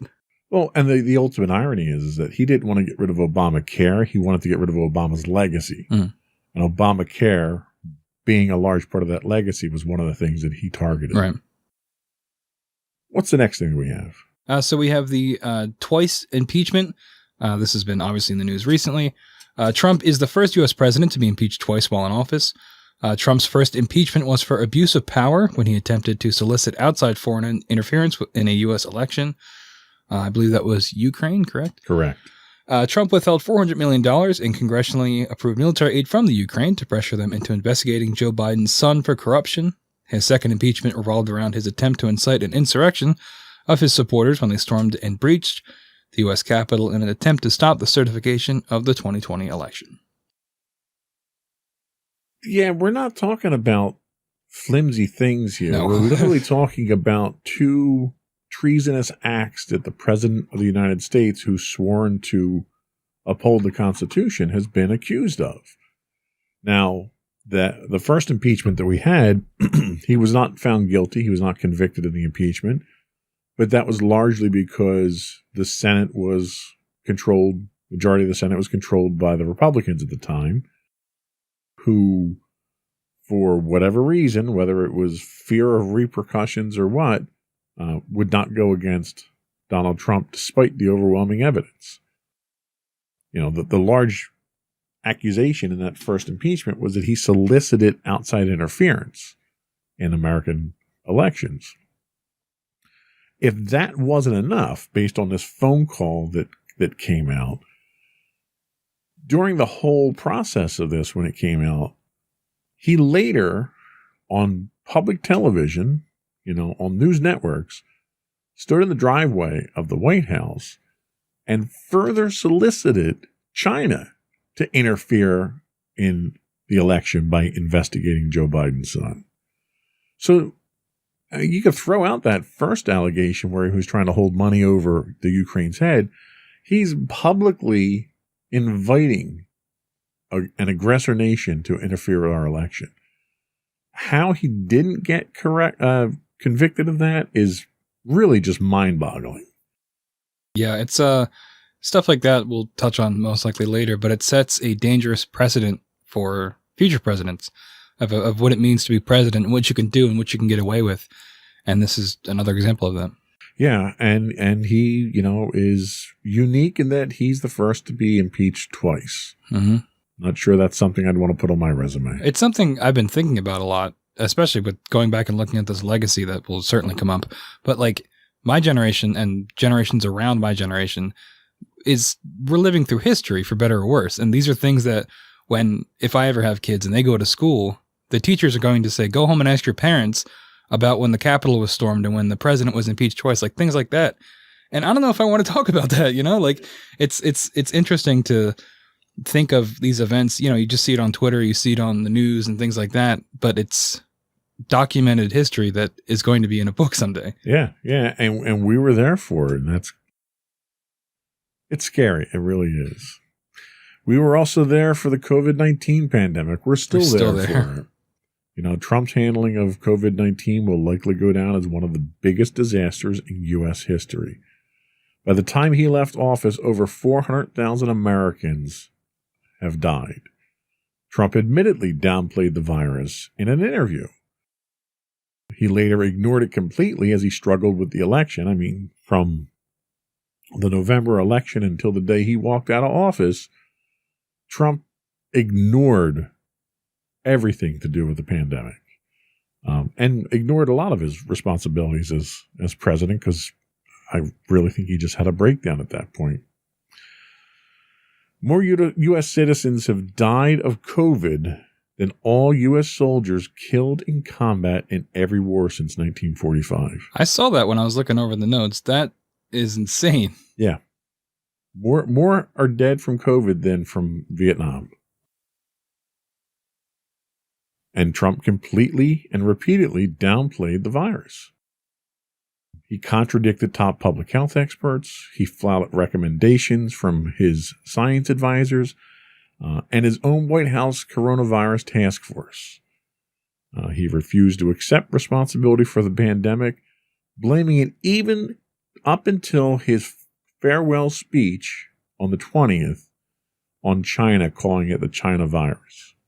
He still won't accept responsibility for it. Yeah, I mean, at that point, it's like you just got to commit, right? Right. Because at that point, if you're going to admit that you had any fault, you admit to one thing, you got to admit to it all. But I think, and this is a discussion that's happened a bunch of times by now, but every president has like one or two really big crises in their administration, right? Yeah. And this was definitely one of his, and his handling of it was poor. Yeah. Regardless of how you fall on the political spectrum, it's hard to disagree with that his handling was terrible and lives were lost because of it. Well, and it's almost like had he done absolutely nothing, that would have been better than what he did, because he contradicted medical professionals' advice. He made fun of and mocked people who were taking advice from medical professionals to wear masks and social distance. He deliberately exposed his Secret Service detail when he himself contracted COVID so that he could have a publicity stunt driving around the block for the press. Then he returns to the White House, still infected, and makes a show out of taking his mask off and working in the White House with everybody else and exposing everyone else. Yeah. It's, and I don't know if we have it here, but also pulling out of the World Health Organization was really bad in the middle of a pandemic. Yeah. And I think we talked about that on another show as well. We're repeating ourselves, but like just the headline makes itself, right? Trump pulls out of World Health Organization in the middle of a pandemic. Like, why would you do that? Exactly. Well, and he wasn't taking anyone's advice anyway, so it wouldn't have mattered if we stayed in there. So what's the next thing that we have? Because it sounds like we got a lot more bad than good here, but yeah, this section is a little long in the tooth, but I feel like we're doing our best here. So the next section is about the U.S. economy. Trump took credit for a robust economy that he inherited when he took office and had shown nearly 10 years of steady growth prior to his election. The U.S. now faces one of the worst economic crises in history, linked to his disastrous response to COVID-19, which we just talked about. Over 22 million jobs were lost. Unemployment is at 7.9%, more than double the 3.4% of the pandemic. The national debt is at the highest level since World War II.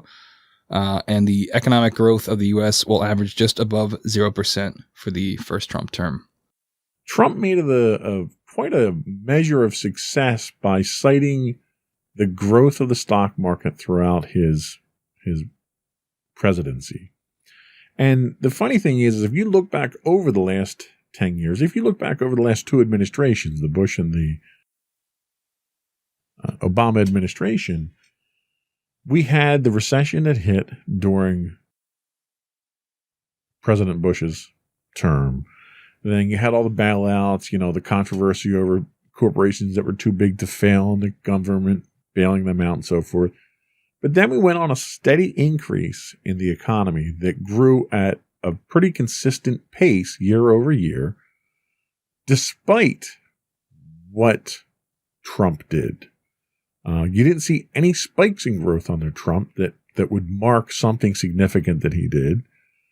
But what you did see was all the controversies that came out with Trump. The economy continued to grow. And it grew not because of Trump, but in spite of Trump. Because typically any other president who would have gotten tied up in some of the controversies that he did would have had a direct impact on the economy. And it was almost as though the economy and the world expected this sort of thing from Trump. So they sort of shook it off and it didn't affect the economy.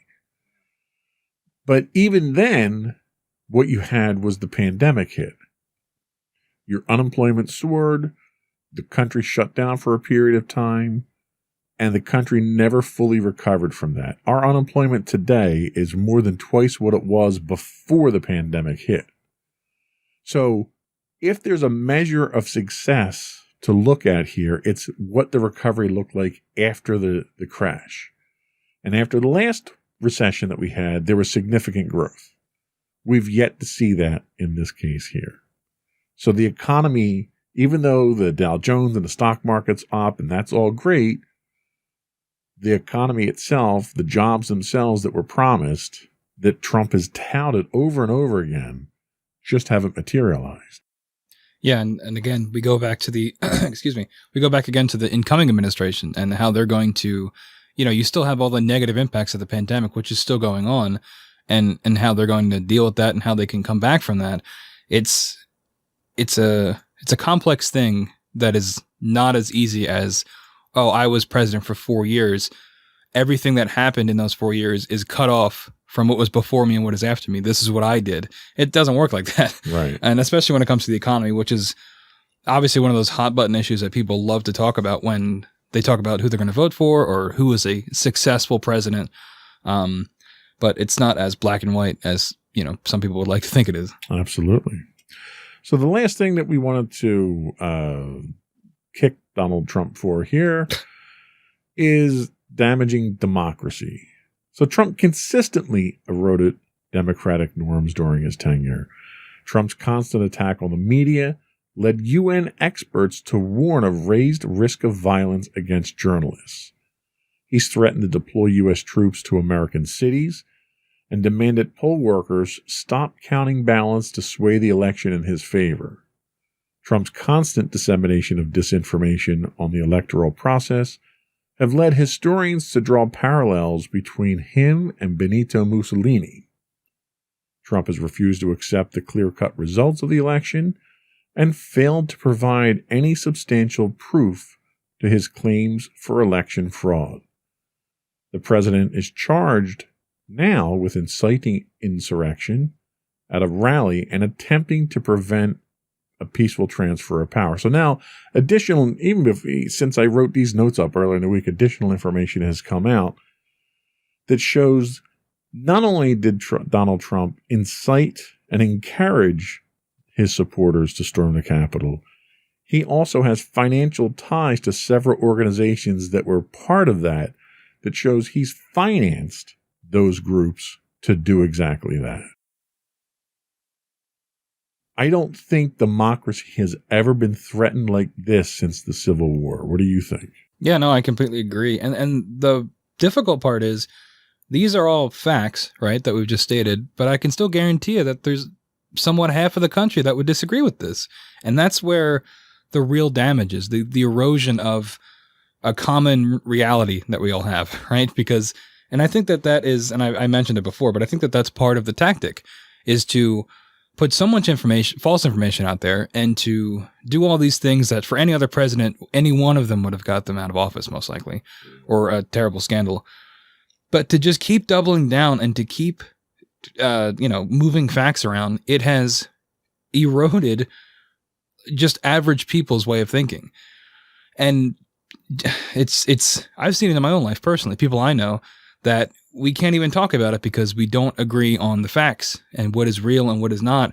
And just because I have facts, it makes me, I'm only saying that because I hate Trump, but it's not that's not what is true. And I think that is a thing that we're going to see in the coming years, is this difficulty of telling what is fact and fiction. Even if Trump is no longer in office, I think that stain is going to remain with the country for a while.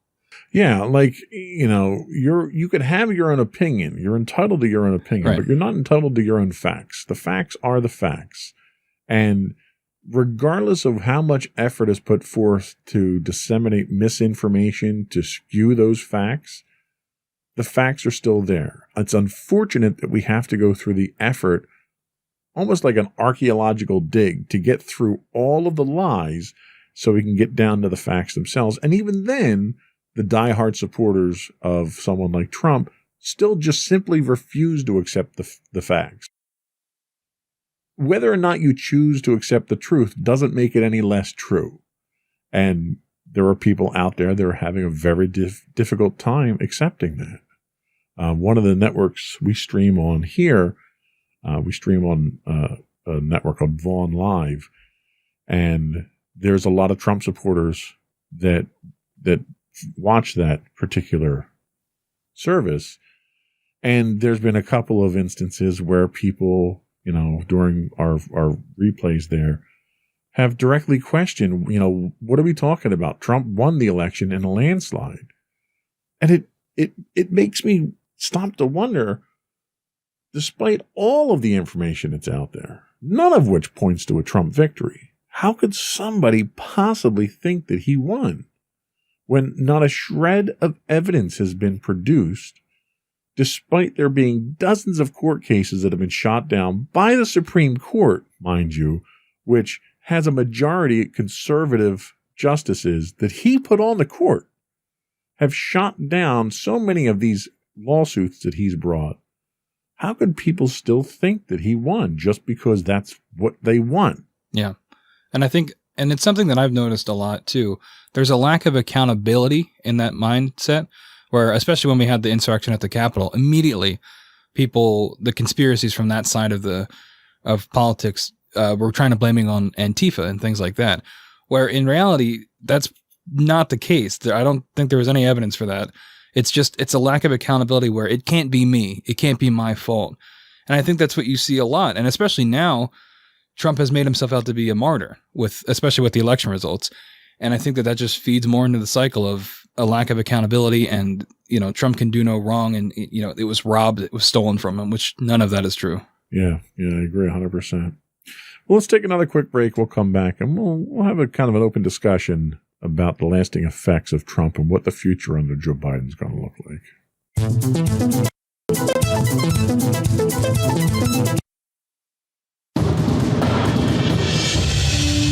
For over 7 years, the Second Sith Empire has been the premier community guild in the online game Star Wars: The Old Republic.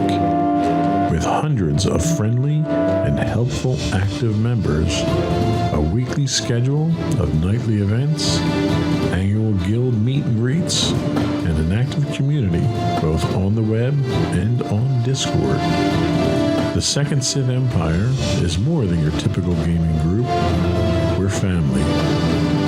Join us on the Starforge server for nightly events such as operations, flashpoints, world boss hunts, Star Wars trivia, guild lottery, and much more.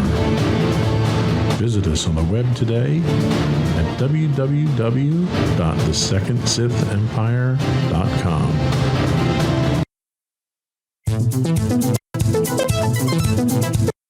Welcome back. We are talking about the legacy of Donald Trump. And now we're going to talk about what the lasting effects of Donald Trump are on the world in general. And I'm going to throw a couple of these categories at you, and I want to get your thoughts. So the first thing that I have here I'd like to hear about is, what is the future of the judiciary and the Supreme Court thanks to Donald Trump? Well, like we've talked about, he had the 3 Supreme Court judges and what was it, 150? 250 other judges appointed. So that's definitely a lasting impact. I think it's really going to come down to, which is what I said during that segment, was how these judges are going to come down on a lot of decisions. I mean, we saw they don't always just toe the party line like you'd expect with certain things that Trump was trying to get them to do. We just talked about it. I forget what it was, where they well, for the election. Yeah. So something like that, if the fear is that they would just follow his orders, that was proven to be false. So I think that shows a somewhat of a hopeful thing where they are impartial, which is what you want from your judges. So hopefully we'll see that continued impartiality. The one thing that does concern me, though, is you have a man who appointed several hundred judges to lifetime appointments that will affect the judiciary moving forward. And this is the same man who was such a terrible judge of character appointing cabinet members that he had a revolving door on his cabinet and couldn't keep cabinet members. And he had positions where he had 3 and 4 replacements over the course of 4 years, which makes me wonder, how competent and qualified is he to choose a justice that's there for life? Is that something that concerns you at all? Yeah, I mean, that's a fair point, and hopefully, he has not been great at picking people, but based off their character. But hopefully, out of those 250, we'll get a third that are good at their jobs, best, for the hope. But if not, then hopefully the system will do its job, and they'll resign, or we'll find replacements. Hopefully, that's being very optimistic. Okay. Well, we're always so doom and gloom, I try to think positively. How about foreign affairs and our allies? What do you think the lasting effects are going to be on that? Well, I think initially it's probably going to be negative, but luckily we have the benefit of Joe Biden already having a working relationship with a lot of these people, most likely because of his time as vice president. So I think that is going to help rebuild a lot of the ties that Trump might have severed or damaged or tried to sever. And I think, having Joe Biden as the president might, the rest of the world will see America sort of back on track, hopefully, as having a functional government, a more, not traditional, but a more professional government. And I think that'll hopefully be a good thing for, our allies. And I agree with you 100% on those points. About the economy and taxes, what do you think we can see long-term for that? Well, we talked about that corporate tax slash. Hopefully that is at least adjusted. I think that's way too much of a slash for corporations. I know you had mentioned that your company, things like that get benefits, but I think big picture, I do think it negatively impacts the most amount of people. For the economy, I think it's probably going to get worse before it gets better until we get coronavirus under control, which hopefully with the new administration we will, now that they're encouraging science and vaccinations are rolling out and things like that. Hopefully, once the virus is stabilized, the economy will also, in turn, be. I think you're on the mark there. It's really, everything still centers around Corona. Yeah.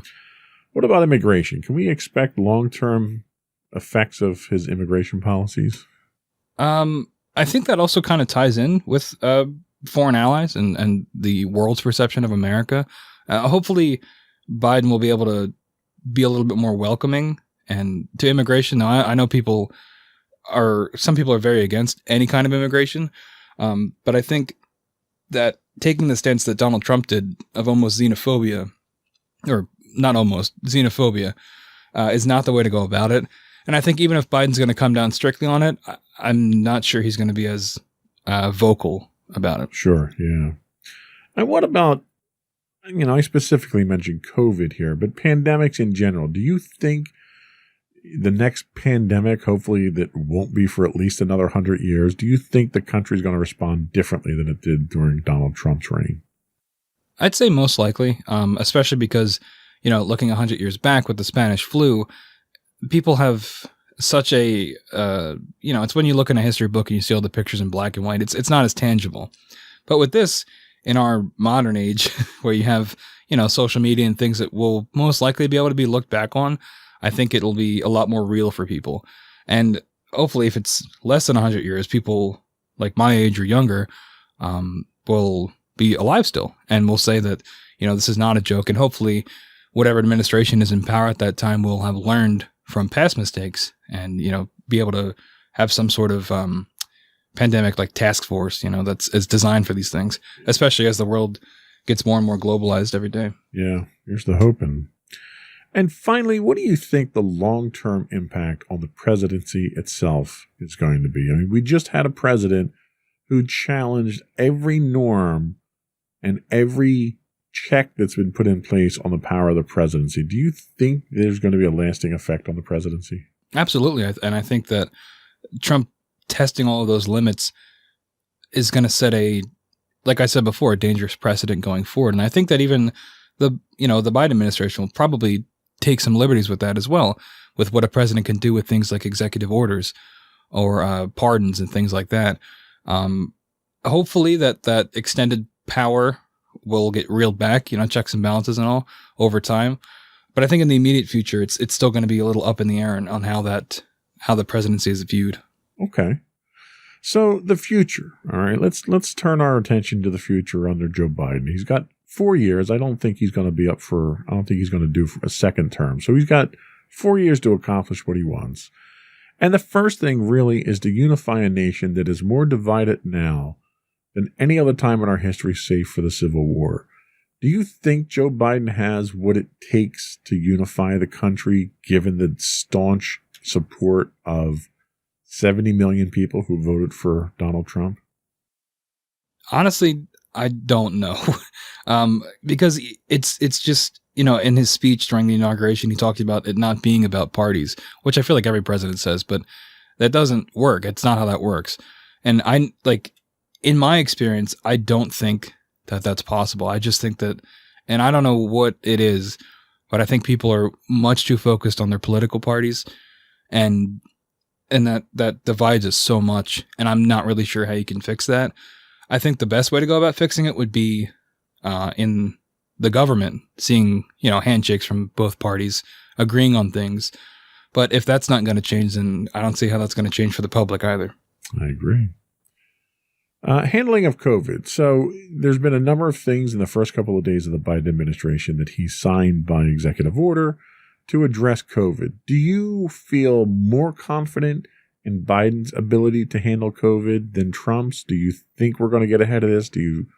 Where do you think we're going with this, and are we going in the right direction?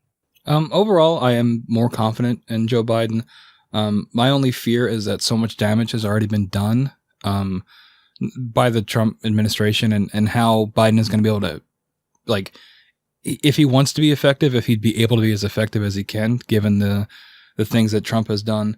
Hopefully, using those executive orders, like you said, he'll be able to reverse a lot of that and speed the process up and get vaccinations out and get the resources to people that need it. Again, a lot of hoping. We'll see what actually happens. So, foreign policy. So you had mentioned already that Joe Biden has an established working relationship with a lot of our allies. Over the 4 years that he was in office, Trump did a lot of damage to those through insults, through, pulling out of treaties and military movements and various things. Do you think Joe Biden has it within him to rebuild those alliances in the short time that he's probably going to be in office? I think, yes, I do. And I think part of that comes from, and it's one of the criticisms people might have of Joe Biden of being a career politician. But I think that when it comes to foreign policy and foreign affairs, being a career politician can be a good thing because, you saw Trump, who's not as experienced of a political leader, how that worked out dealing with other world leaders. So I think having someone that was already vice president and has met all these people, but has also been in the quote unquote business for his entire life, I think that you pick up some skills along the way that make you a better diplomat, and hopefully that those skills are put to use. Very good point. So some of those executive orders that Joe Biden has signed into law at this point dealt with undoing some of the things that Donald Trump did. Do you think that Biden should be focused on erasing the Trump legacy, or do you think his efforts would be better focused elsewhere? Well, I think it's kind of a double-edged sword, because erasing the Trump legacy will also benefit a lot of the American people, especially when it comes to things like the COVID-19 pandemic. Because part of Trump's legacy was hindering the process of getting people vaccinated and the resources, like I said, that they need. So I think in those instances where erasing Trump's legacy would benefit the American people, I think that is a good thing. But just turning it into a contest of, if I can erase this guy's name from the books of history, I don't think that's worth your time. So the last one that I wanted to talk about here is the chance of success. You mentioned that Joe Biden is a career politician. He's been in the White House, administration before as vice president. He's spent, an eternity in the Senate and the legislative branch. So he comes to us with a wealth of experience. But he's also the oldest president to take office at this point in time at 78 years old. Do you think his age is going to contribute to his ability to be successful? And do you think he'll have the support that he needs? Because right now, there's a small majority, but there is a majority of Democrats in the Senate, and there's a majority of Democrats in the House. So the Democrats really hold the power right now, at least for the next 2 years. Will that help his success? Do you think he can be successful in his platform and what he wants to do for the next 4 years? I've said it before, but I certainly hope so. I do think his age is definitely going to be one of the main points of contention for people that criticize him. I hope that in terms of his mental facilities, he seems like he's all there in his speeches and things like that. He speaks very eloquently, except for a few stutters occasionally, which, people will harp on. But I think in terms of leading, I think he'll do what he needs to do. And I think the people behind him will also be extremely helpful. And, the presidency is obviously a huge burden for someone to undertake. We've seen the before and after photos of, when people come into office versus when they leave. I think despite his age, I think he'll be able to, fulfill his duties to the best of his ability. And I would tend to agree with you, largely because I think he's smart enough to turn his cabinet into an asset rather than a distraction. Mm-hmm. Much of the Trump presidency centered around controversy of cabinet members, cabinet turnover.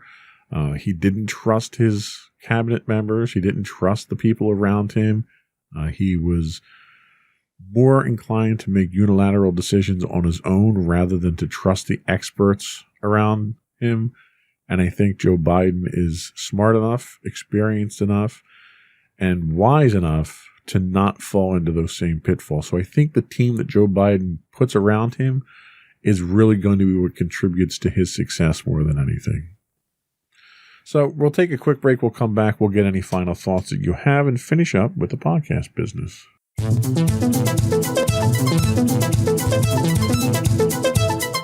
Go for your final thoughts. So I think looking back at the Trump legacy, one of the biggest appeals he had when he went into office was people didn't want another career politician. They wanted something different. And they got that. And it overall, I don't think was a good thing. We've broken it down into various different topics, but I think overall it had a negative impact on the country, right? And you ask yourself, I forget what president did this, but are you better off 4 years? Hang on, I'm messing this up. Are you better off now than you were 4 years ago? And I think most people would say no, whether it's for economic reasons or the impact the coronavirus had on them. And obviously you can't blame all these things just on Trump. However, he was the president and he's supposed to be the leader. And I think it's hard to disagree that he failed as a leader. And hopefully, there's obviously detriments to having a career politician in power, but I think now that is what the country most likely needs. Yeah, I think this was a case of we got what we asked for, and what we asked for was not what we needed. It was a learning experience, I think. The country will continue to feel the effects of for years to come, but I think it's a learning experience that we won't make that same mistake again. That was all we had for today. Thank you for your time. I appreciate you coming to talk about this volatile subject. Before we go, I do want to throw the plugs out there. You can get the audio version of this podcast listed as Insights into Tomorrow. Video versions of all of our podcasts can be found if you look for Insights into Things. We are listed on Apple Podcasts, Spotify, Google, Stitcher, iHeartRadio, Amazon, Pandora, and something else that I can't remember. I really need to write all these down. Tune in? Tune in, sure. Sorry, tune in. Sorry about that. We would also invite you to reach out to us and give us your feedback. You can email us at comments@insightsintothings.com. We are on Twitter at insights_things. We are on Facebook at facebook.com/insightsintothingspodcast. On Instagram, you can find us at Insights Into Things, where you can get links to all that and everything else on our website at www.insightsintothings.com. Anything else? That is it. All right, another one in the books. Bye.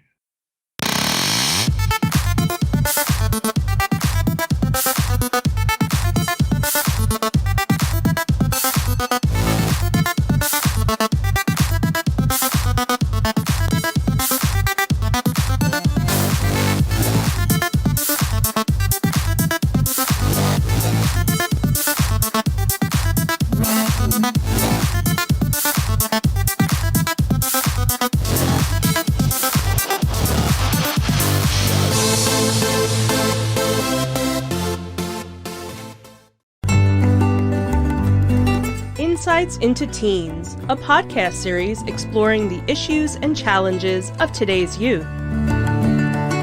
Talking to real teens about real teen problems. Explore issues from braces to puberty, social anxiety to financial responsibility. Each week, we talk about the topics concerning today's youth. We look at how the issues affect teens, how to cope with these issues, and how parents, friends, and loved ones can help teens handle these challenges.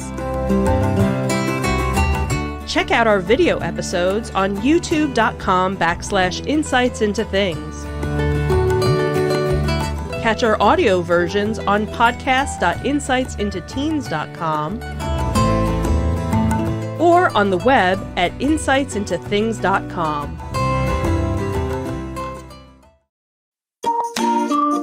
Insightful podcasts by informative hosts.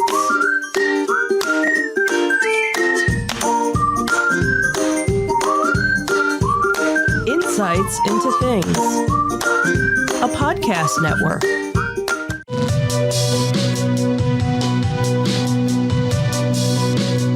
Welcome to Insights into Tomorrow, where we take a deeper look into how the issues of today will impact the world of tomorrow.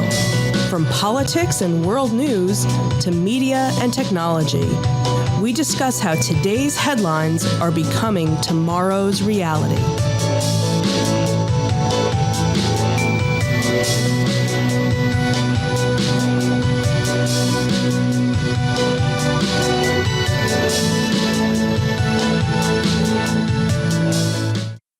Welcome to Insights into Tomorrow. This is episode 12, The Cryptocurrency Conundrum. I'm your host, Joseph Whalen, and my co-host, Sam Whalen, today. Hello, everybody. How you doing today, Sam? I'm doing okay. So today we're going to be talking about crypto.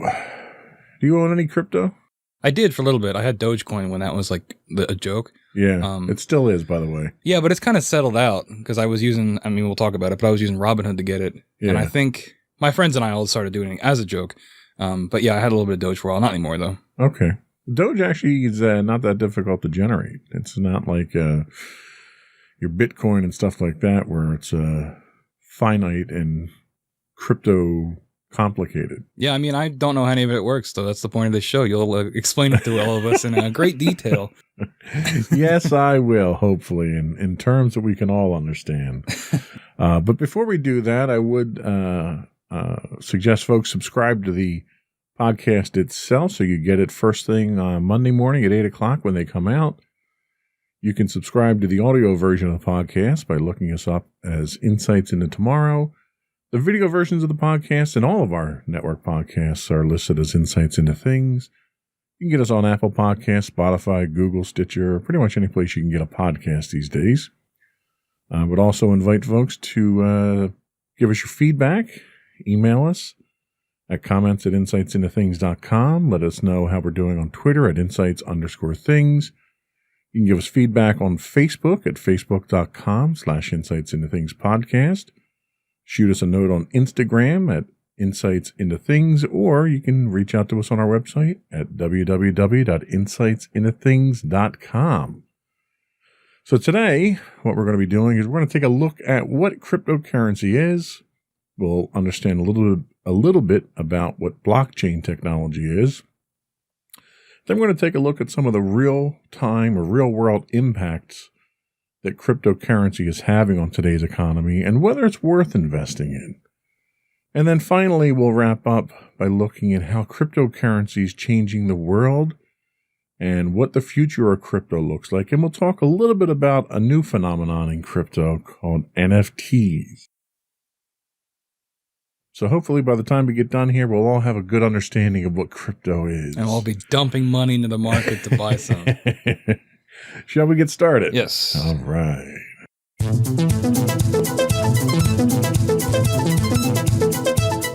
So, what is crypto? So, this definition of crypto comes from NerdWallet. Figure that was kind of a safe place to go to.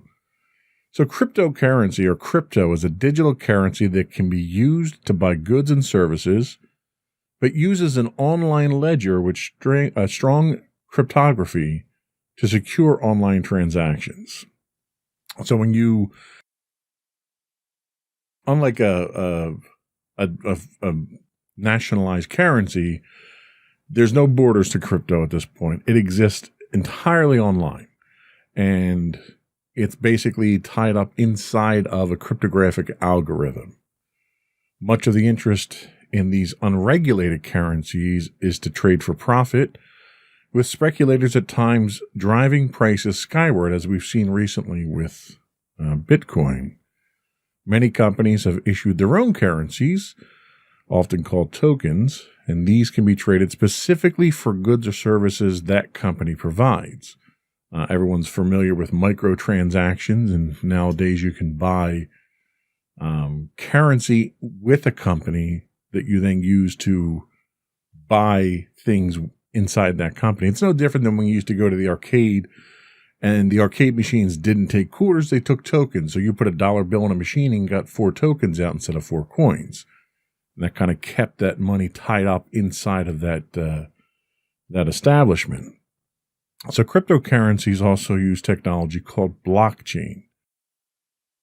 So we'll talk about blockchain in a second. That's really the driving technology behind blockchain.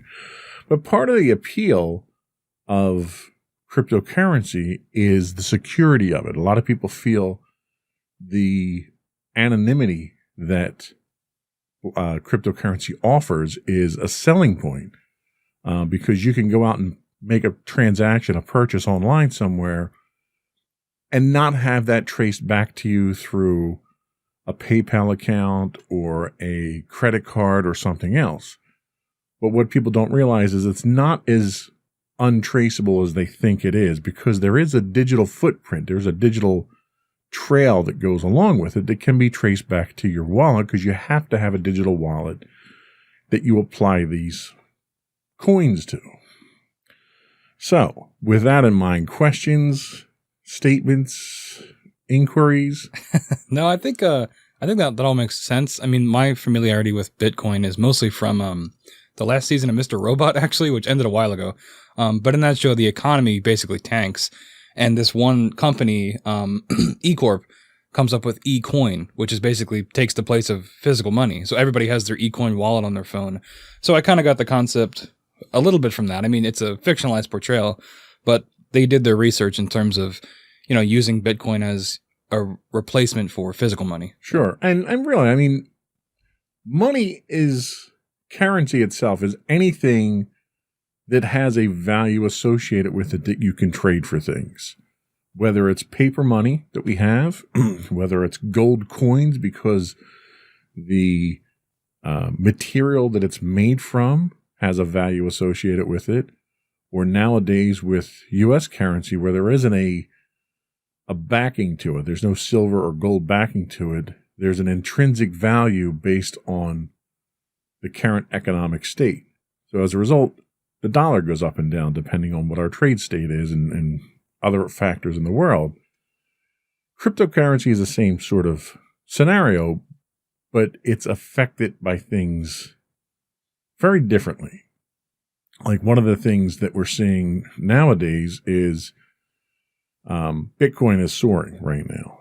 And one of the reasons it took a recent jump was Tesla, Elon Musk's company, decided that they're going to take Bitcoin payment for cars, and they invested more than $1 billion to acquire Bitcoin.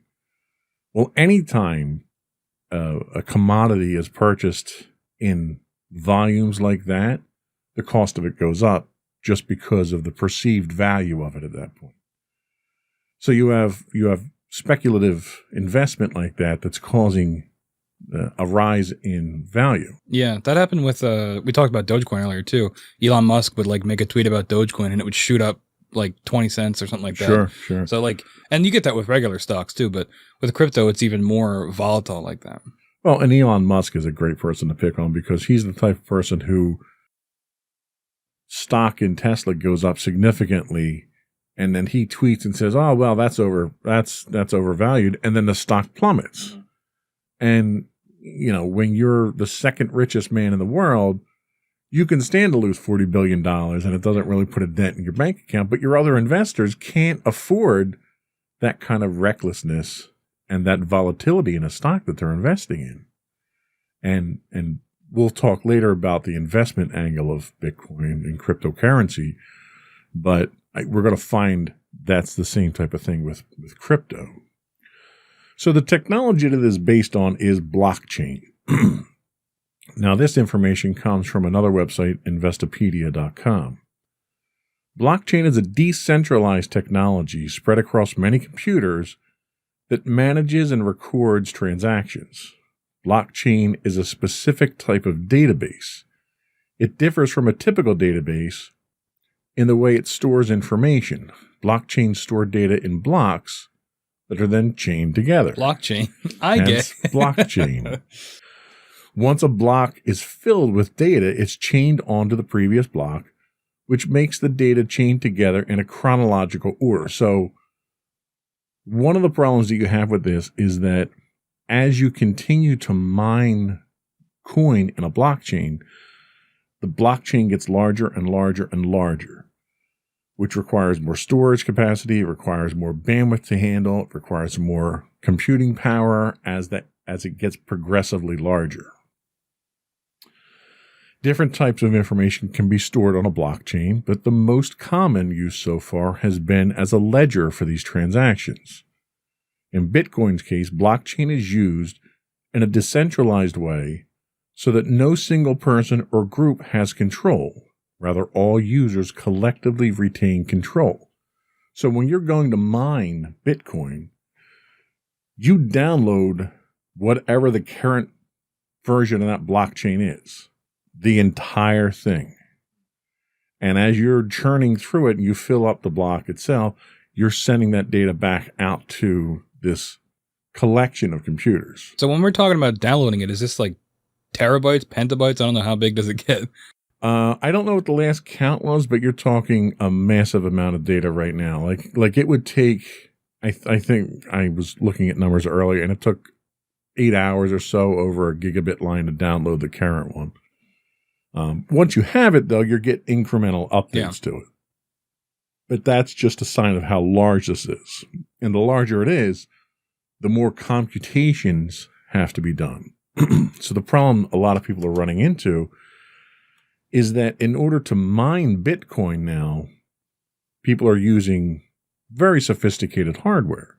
In fact, NVIDIA just came out with their latest line of video cards, and they cryptographically crippled them through a driver update so they couldn't be used for blockchain. Because what's happening is you're actually burning more energy in computational power and cooling to run these machines than you're generating in actual funds.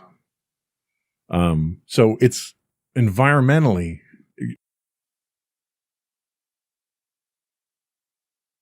environmentally, it's not a good thing. I mean, we're not drilling another hole in the ozone or anything, but this is not going down the right path. So in Bitcoin's case, the blockchain's used as a way to store the ledger on here, and the decentralized blockchains are themselves immutable, which means that once the data is entered, it can't be changed. And for Bitcoin, this means that transactions are permanently recorded and viewable to anyone. And that's where that lack of anonymity comes from. Because in order for this whole system to work, you have to use a shared database for these transactions. Now, your existence in here is probably some, 64 character long random GUID number, not, Sam. So there's that level of anonymity. But it also records origins of these. So it can tell geographically by your IP address where it's coming from. So when you process something on the blockchain, it knows what your ID is. It might not know who you are, but it can see where you're at. So a lot of cyber forensic analysis is going into some of these because a lot of people in the criminal underworld are using Bitcoin to fund their terrorist organizations and criminal organizations because of that level of security. So as a result, federal authorities and government authorities around the world are developing new tools to try to de-anonymize some of these transactions to track it down so that they can generate evidence against criminals. So that's really what blockchain is. It's the technology behind, it's the database behind cryptocurrency. Questions, comments? No, I mean, it seems relatively straightforward so far. So my only thing is, how does this translate into actual value? Because, I understand how you get it and how it's made, but, is it just because there's so much of it that it gives it value? It's not that there's so much, it's that there's so little. So, for instance, if you look at Bitcoin, the way that you compute or the way that you mine Bitcoin computationally, there's a finite number of Bitcoins that are out there. And the more that are found, the fewer that can be found. So it's almost think of it like a baseball card. 10 Ricky Henderson rookies are made. That's all that will ever be made. And they're all in packages that are sitting in stores.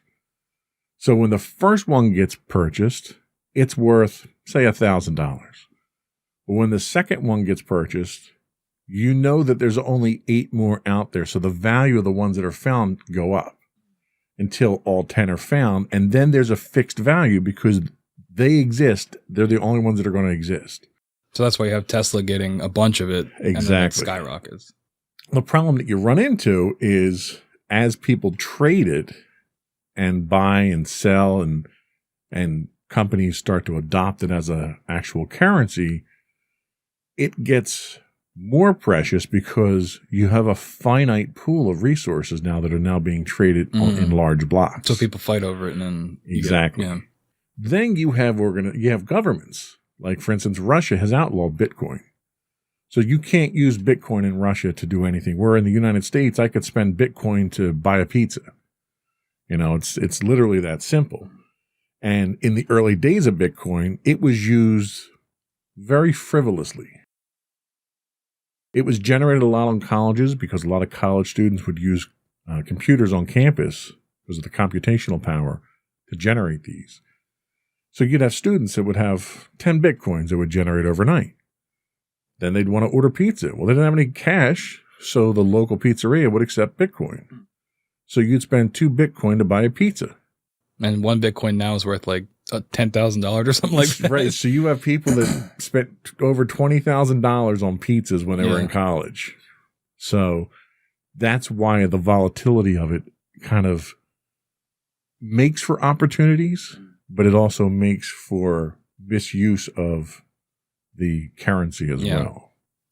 So we're going to take a quick break and we'll come back and we'll talk about what the impact of cryptocurrency is on today's society.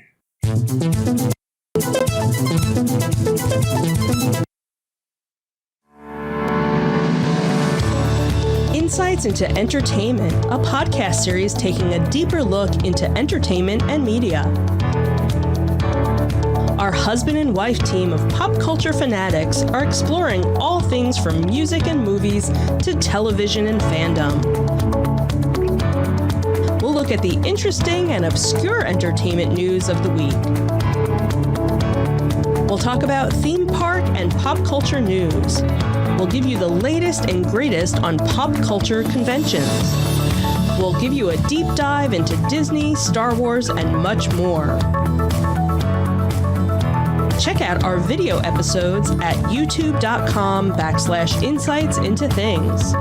Our audio episodes at podcast.insightsintoentertainment.com, or check us out on the web at insightsintothings.com.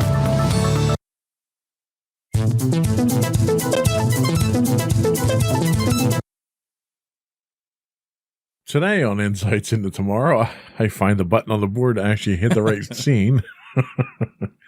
Today we're talking about cryptocurrency, and we're going to talk a little bit about the impact of cryptocurrency on today's economy. So we've talked about Bitcoin, we've talked about Dogecoin a little bit. There's actually more than 6,700 different cryptocurrencies that are traded publicly today. And this is according to CoinMarketCap.com. Cryptocurrencies continue to proliferate, raising money through initial coin offerings. You've heard of IPOs, initial public offerings for stocks. ICOs are what crypto coins actually use to generate their funds. The total value of all cryptocurrencies as of February 18th, 2021 was more than $1.6 trillion according to CoinMarketCap. And the total value of all Bitcoins, the most popular digital currency, was pegged at about $969 billion. Now, you can't have that much market cap and not have a huge influence over the economy. I mean, I can't, it's hard for me to imagine another segment of the economy other than like Apple, that's $1 trillion company, that has that kind of influence over it.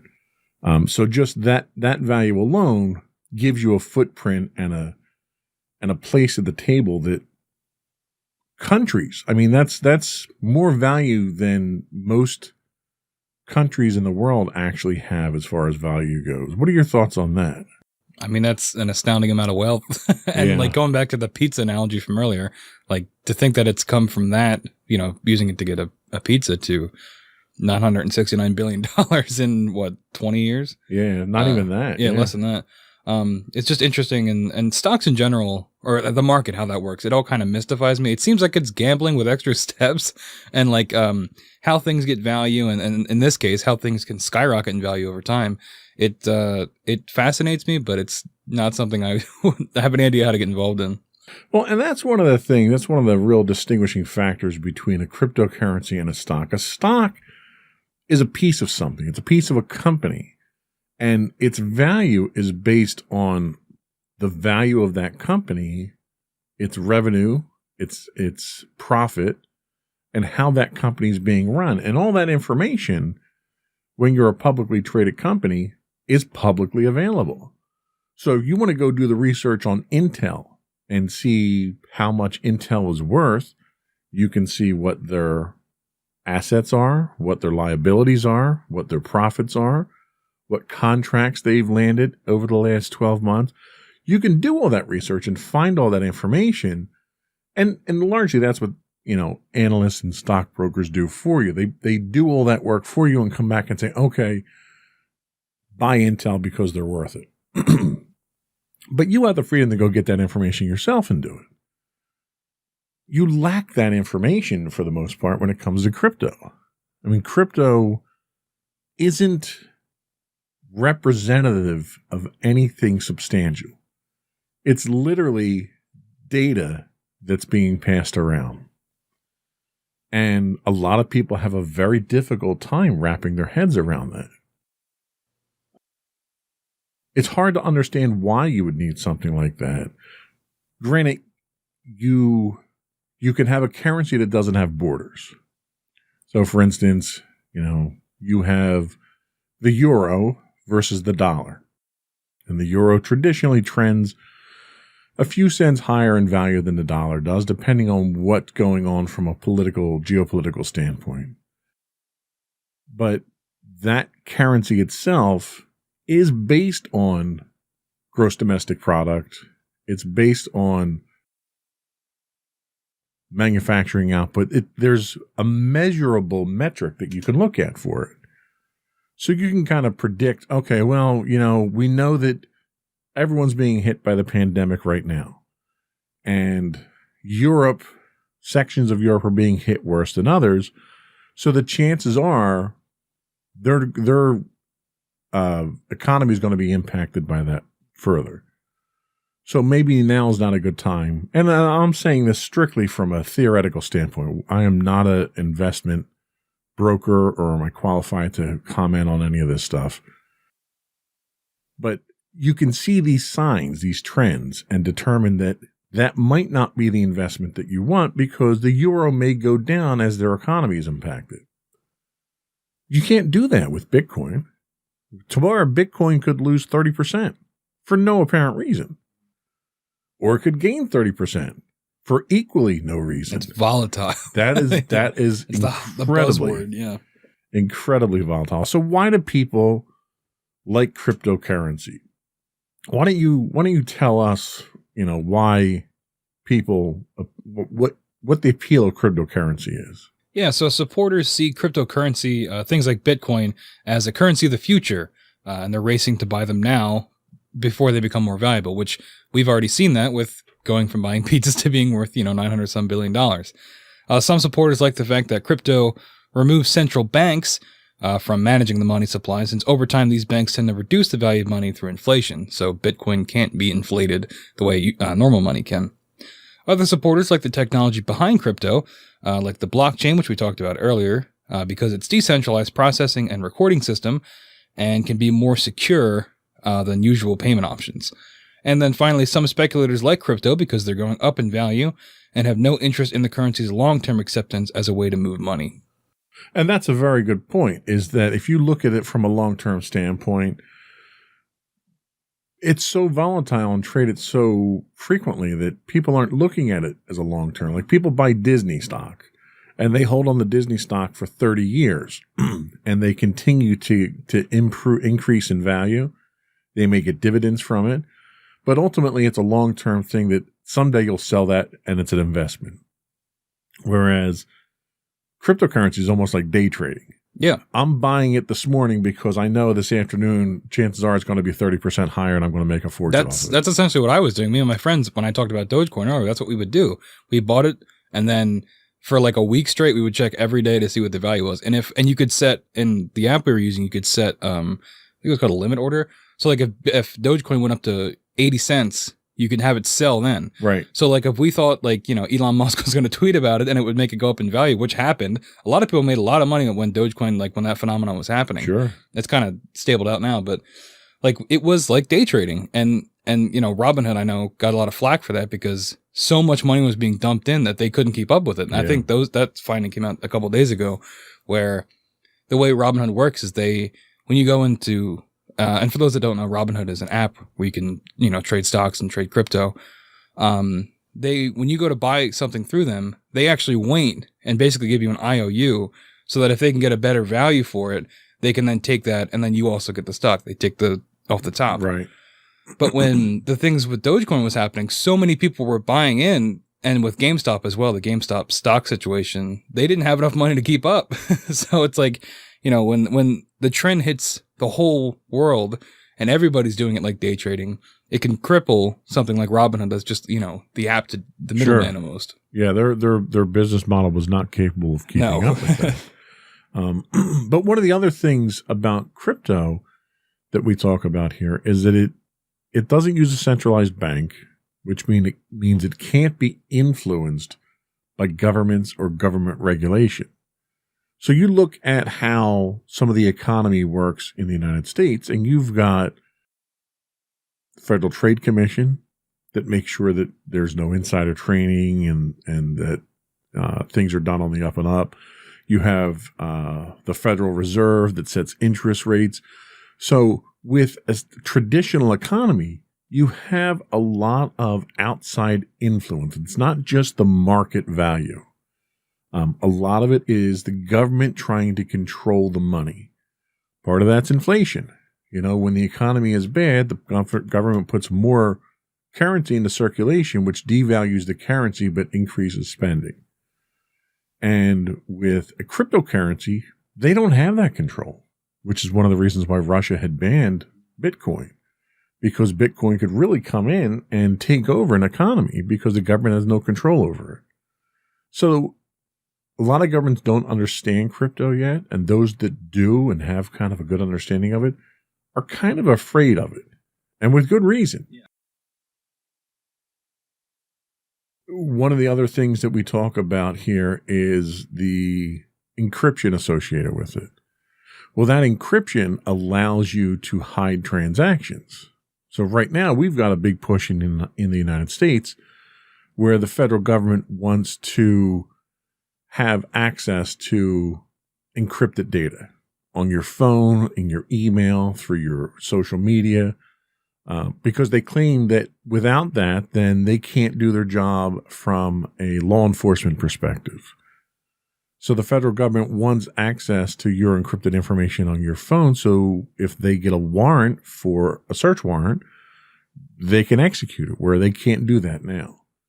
Well, they'll never be able to do that with cryptocurrency. They can't go to a manufacturer like Apple or Google and say, put a backdoor in or we're going to put you out of business. There's no central authority for Bitcoin. So they can't exercise that control. And as a result, it's very appealing to a lot of people who want to do international transactions. When we do transactions with a company overseas, there's a conversion rate that happens. And that conversion makes money for someone. Some money broker somewhere skims off the top, like you talked about with Robinhood. With Bitcoin, it's traded at face value.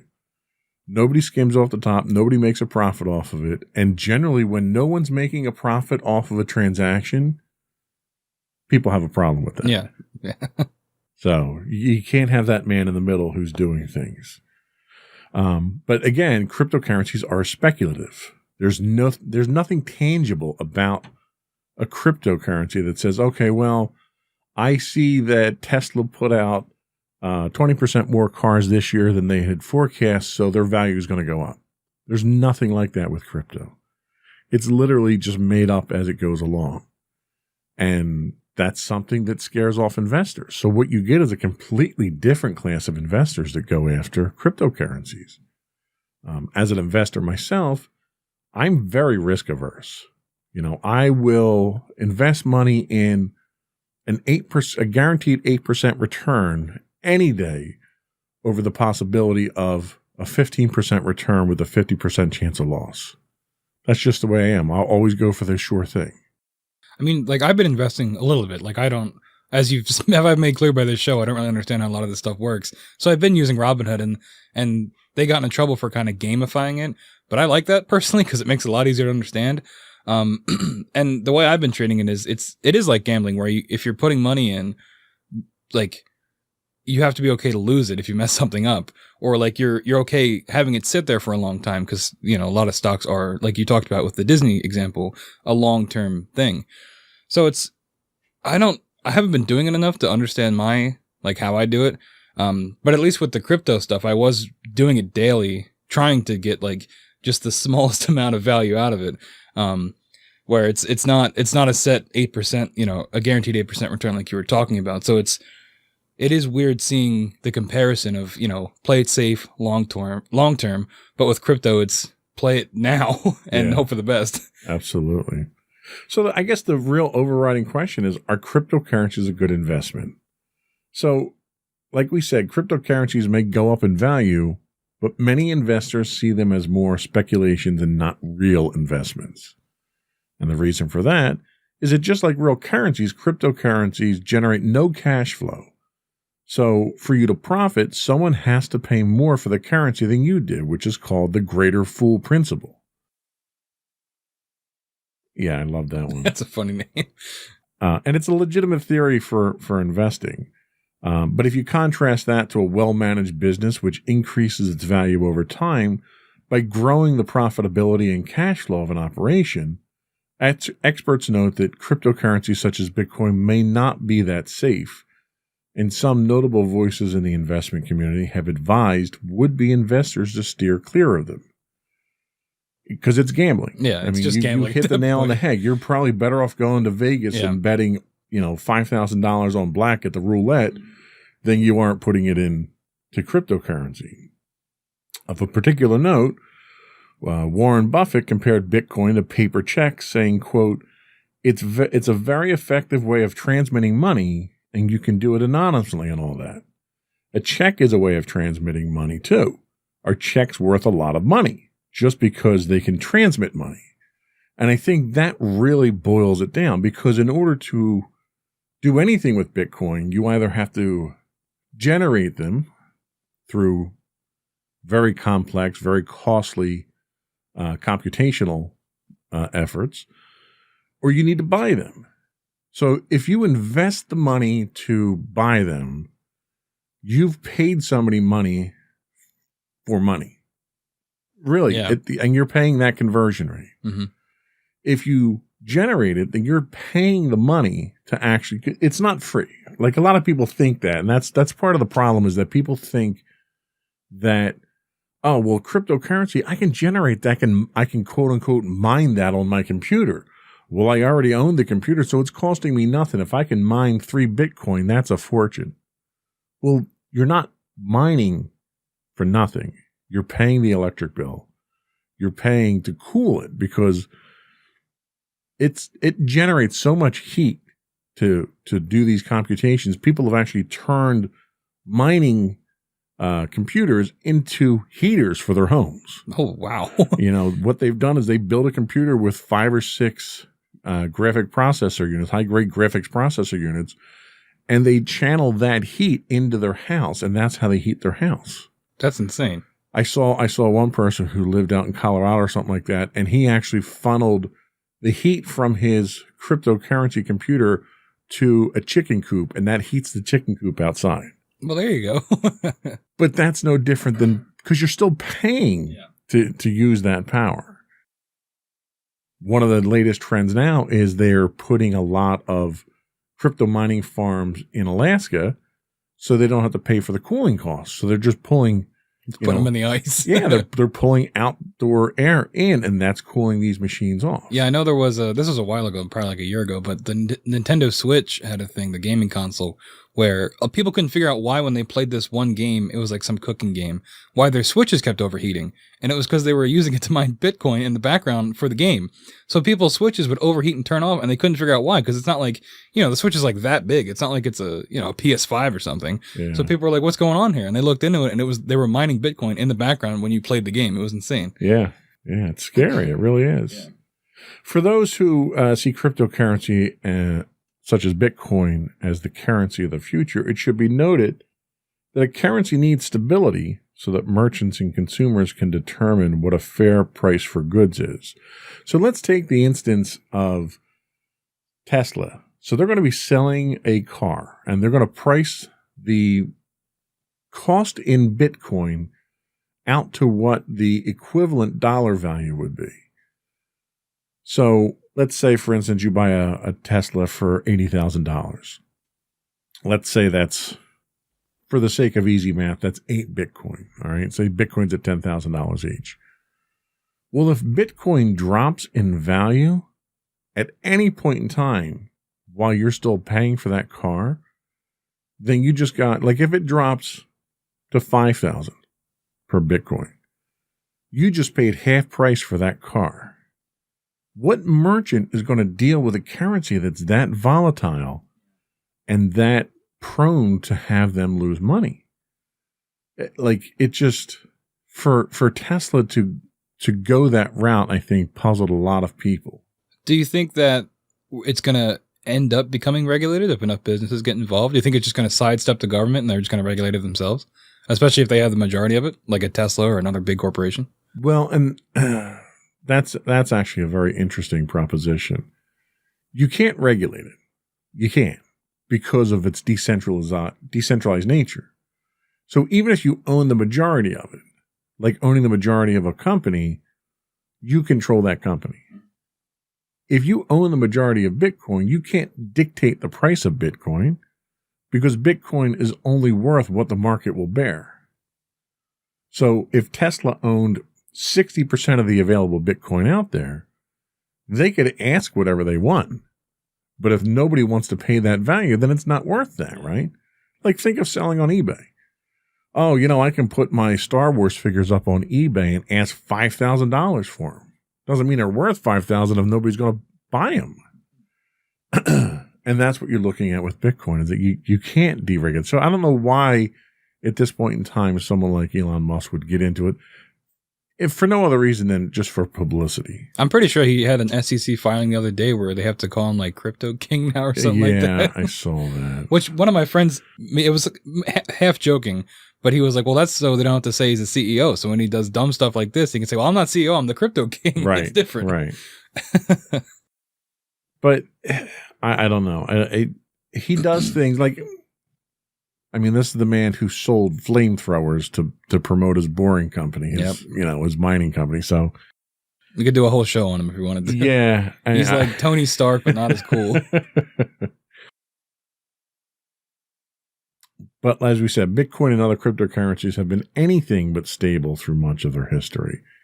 For example, while Bitcoin traded close to $20,000 in December 2017, by 2020 it was trading at record levels. It dropped as low as $3,200 later that year.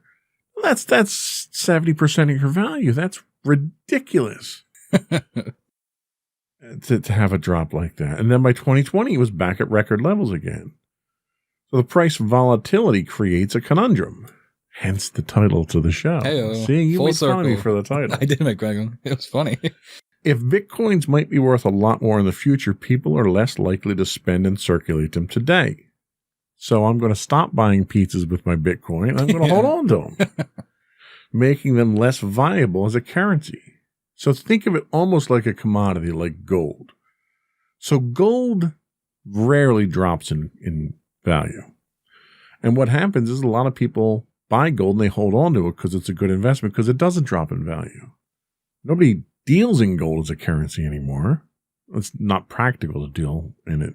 But because it's stable, people are going to hold on to that and use that to back other ventures. Because this is volatile and could drop or increase dramatically, people don't want to spend that, because they don't want to spend $20,000 on a pizza.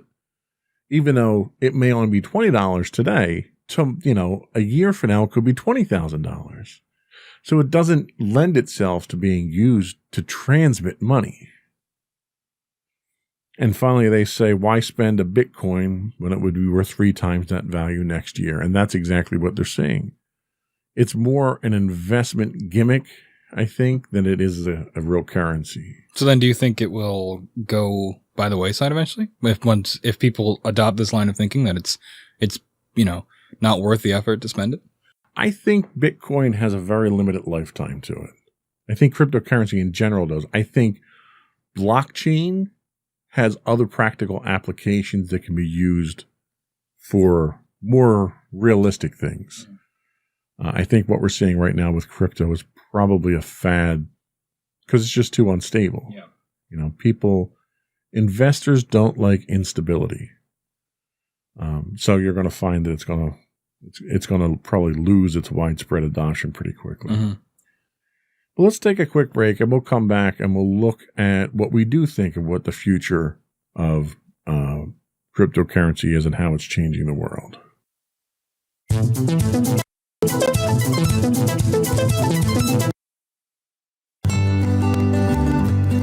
Insights into Teens, a podcast series exploring the issues and challenges of today's youth.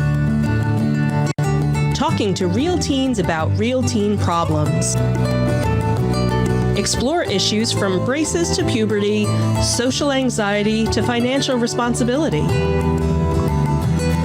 Each week, we talk about the topics concerning today's youth. We look at how the issues affect teens, how to cope with these issues, and how parents, friends, and loved ones can help teens handle these challenges. Check out our video episodes on youtube.com/insightsintothings.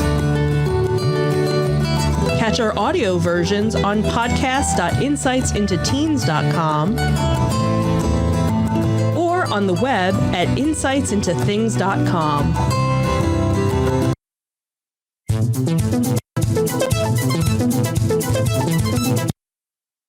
Welcome back to Insights into Tomorrow. We're talking cryptocurrency. And as we said earlier, cryptocurrency is not new. It's been around since roughly 2009 when Bitcoin was first created. But in recent years, it started to have a more significant impact on the world. Cryptocurrency has done this by changing the way various industries operate and opening up new opportunities for individuals and businesses alike. The creation of cryptocurrency also introduced blockchain technology to the world, which is, I think, the most significant contribution that we get from crypto. According to Statista, revenues from the technology are expected to reach more than $39 billion by 2025. From these figures, it's clear that cryptocurrencies and the technology that surround them are having a major impact. Here are some of the examples of how cryptocurrency is changing the world. Why don't you tell us about these? Sure. So alternative international financial transactions, which we kind of talked about earlier with it being a borderless currency. Businesses are always keen to find a way to complete international transactions in the most secure way possible. So cryptocurrency-based solutions like Ripple can help with this. Ripple operates on an open source platform, and it enables the seamless transfer of both cryptocurrencies like Bitcoin and Litecoin and fiat money like USD and yen. I don't know what fiat money is. Fiat money is national currency. Oh, okay. I didn't realize that was a term for it. And then finally, the main process of Ripple is payment, settlement, and remittance that is similar to the traditional SWIFT system, which is used by financial institutions. What is the SWIFT system also? Well, SWIFT system we're not going to go into today. Okay. That's a lot more complicated. Okay. Yeah, we'll get an economist next time to break that down for us. Yes. Second, more options for secure online payments. Cryptocurrencies and blockchain technology can make it easier for people to make online payments. Blockchain wallets store private and public keys that enable payments to be made securely and quickly. Also, many sites in various industries accept cryptocurrencies as a safe way for people to send and deposit money. So, for example, online gambling sites that accept cryptocurrencies are popular among young adults and in general with players due to the added security that is provided. The worldwide online payment system PayPal has also recently announced that it is going to start allowing customers to buy, sell, and hold cryptocurrencies in its online wallets. PayPal was Elon Musk, right? He invented that? I believe that's where he started. So yeah, another Elon, he's back. Another mention of him. Revolutionizing supply chains. So Bitcoin, the global economy, is reliant on secure and efficient supply chains. This makes supply chain security a major concern. The blockchain technology that enables the use of crypto can also be used to improve the security of supply chains thanks to its transparency and decentralized nature. Certain currencies like Walton Chain and VeChain, or VeChain, are specifically aimed at improving the safety and speed of supply chain operation. Providing a platform for creatives.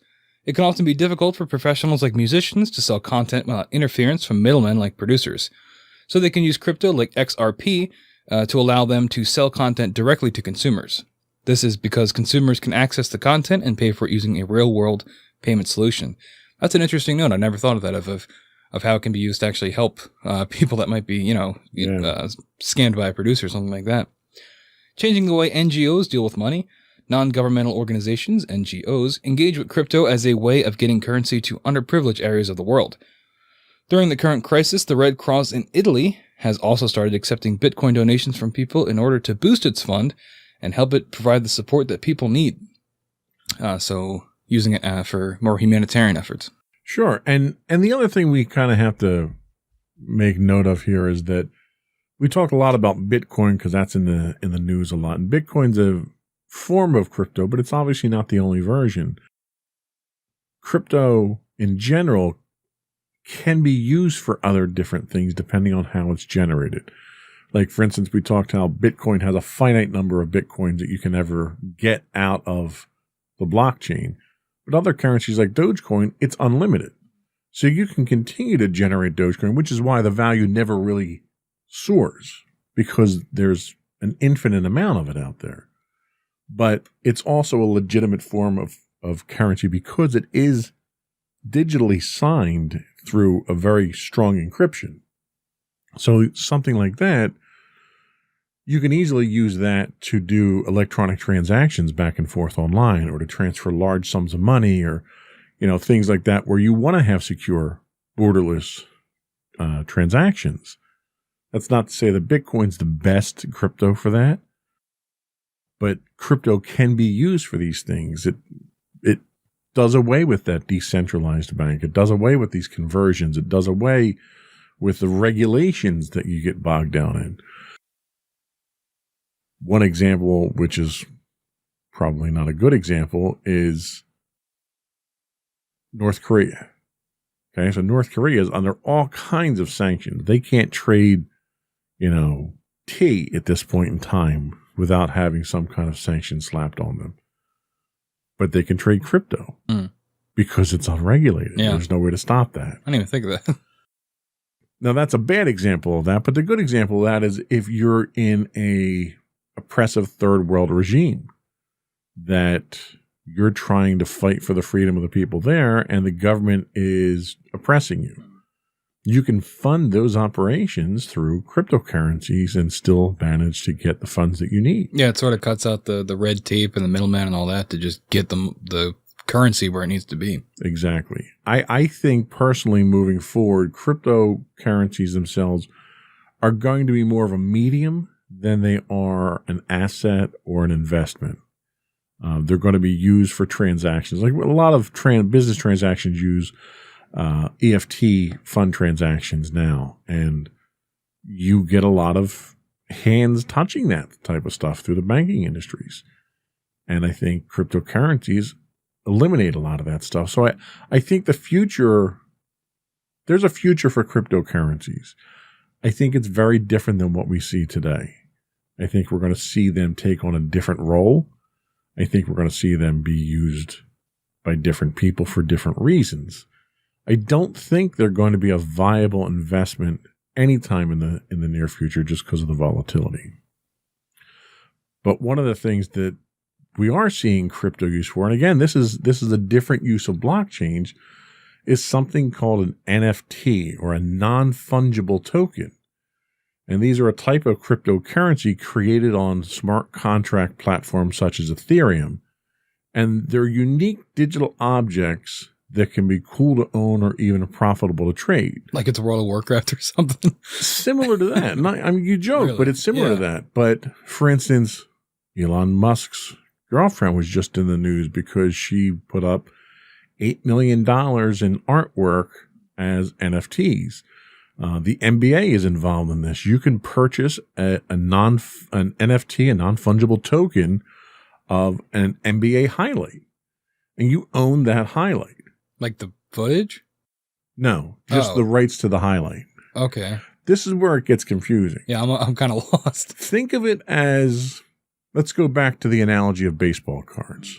All right. So as a kid, I would buy baseball cards. You'd go out to the store, you'd buy a pack of them.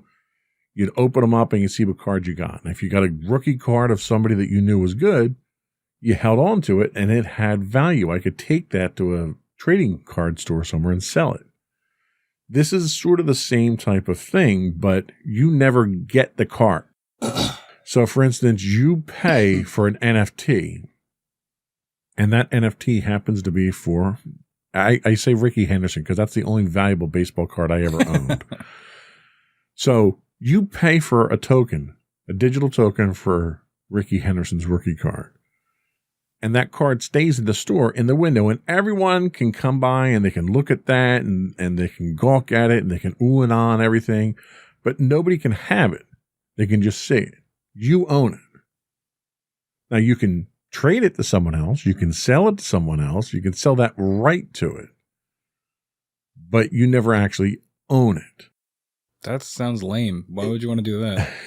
Especially if it's like Grimes' artwork. Wouldn't you want to hang artwork like in your house? You just have a thing that says you own the artwork. You don't own the art. Well, and that's like you can have copies of it, but you own the right to that item itself. So no one else can own the right to it. It seems like a pyramid scheme or something.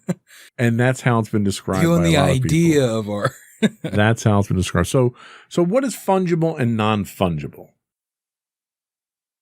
You're asking me. Yes. Oh, well, conveniently enough, we have a very well-produced show notes. Cryptocurrencies can be fungible, meaning all the currency's unit, i.e. tokens, are the same and equal, like grains of rice or dollars. Non-fungible tokens are the opposite. Every cryptocurrency unit or token is unique and cannot be replicated. This, quote, non-fungible property can be used for many things, even certain types of currencies. But the current NFT craze is mostly fueled by digital art and collectibles, kind of like we talked about.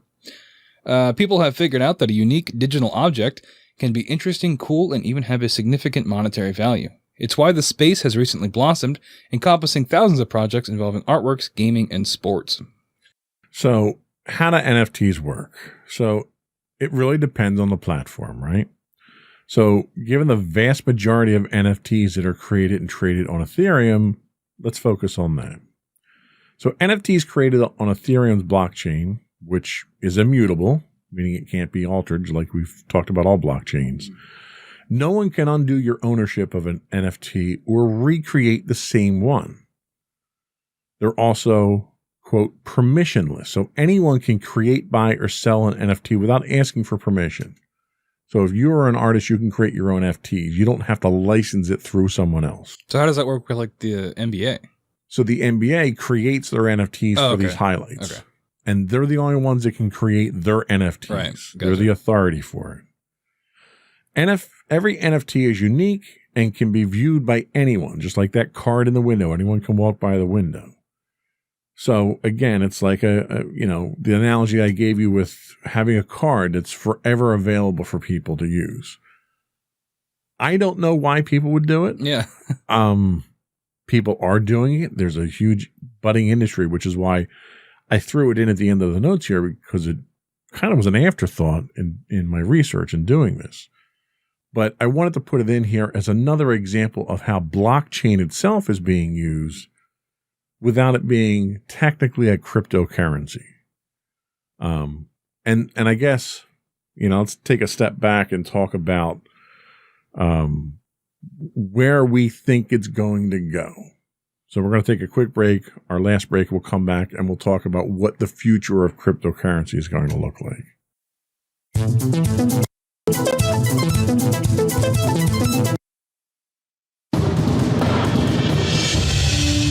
For over 7 years, the Second Sith Empire has been the premier community guild in the online game Star Wars: The Old Republic. With hundreds of friendly and helpful active members, a weekly schedule of nightly events, annual guild meet and greets, and an active community both on the web and on Discord. The Second Sith Empire is more than your typical gaming group. We're family. Join us on the Starforge server for nightly events such as operations, flashpoints, world boss hunts, Star Wars trivia, guild lottery, and much more. Visit us on the web today at www.thesecondsithempire.com.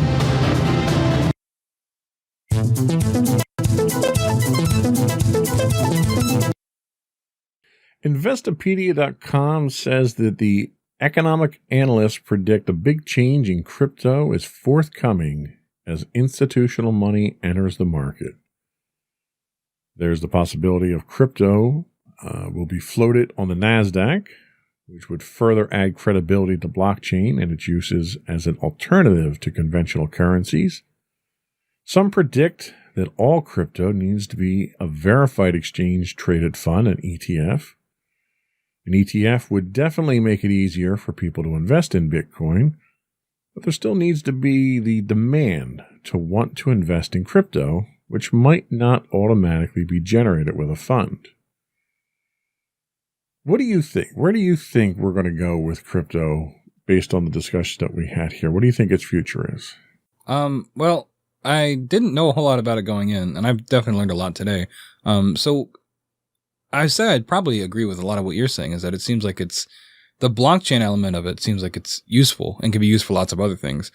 But breaking it down in terms of the actual reasons to invest in it, and there not really being that many, and the volatility of it too, I think unless there's a change in that and how that works, which I don't know how you do that, it seems like, the best thing we're getting out of this is the blockchain technology. Right.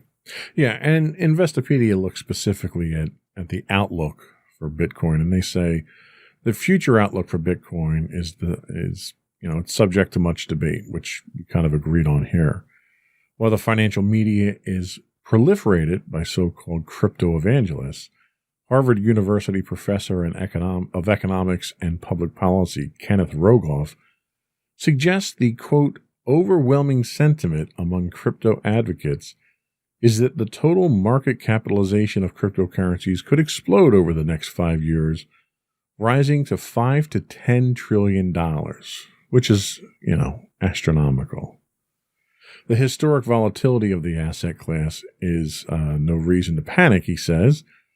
So he tempered his optimism with that of the crypto evangelists' view of Bitcoin as digital gold, calling it, quote, nutty. Yeah, that's the official economist term. That is the official term, stating its long-term value is more likely to be $100 than $100,000. Rogoff argues that unlike physical gold, Bitcoin's use is limited to transactions, which makes it more vulnerable to a bubble-like collapse.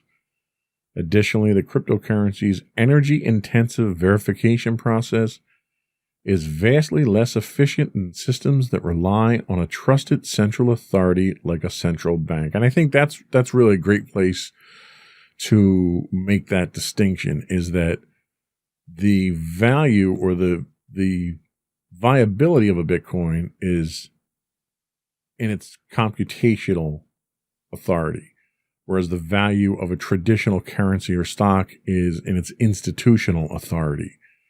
And being decentralized with no institutional authority, you have to rely on that encryption to know what the value is and to know that it's a legitimate transaction. What are your thoughts on that? I mean, it makes a lot of sense, right? I mean, even this guy that we just quoted, he starts off with towards the more optimistic side, saying, it could be trillions of dollars in the next couple of years.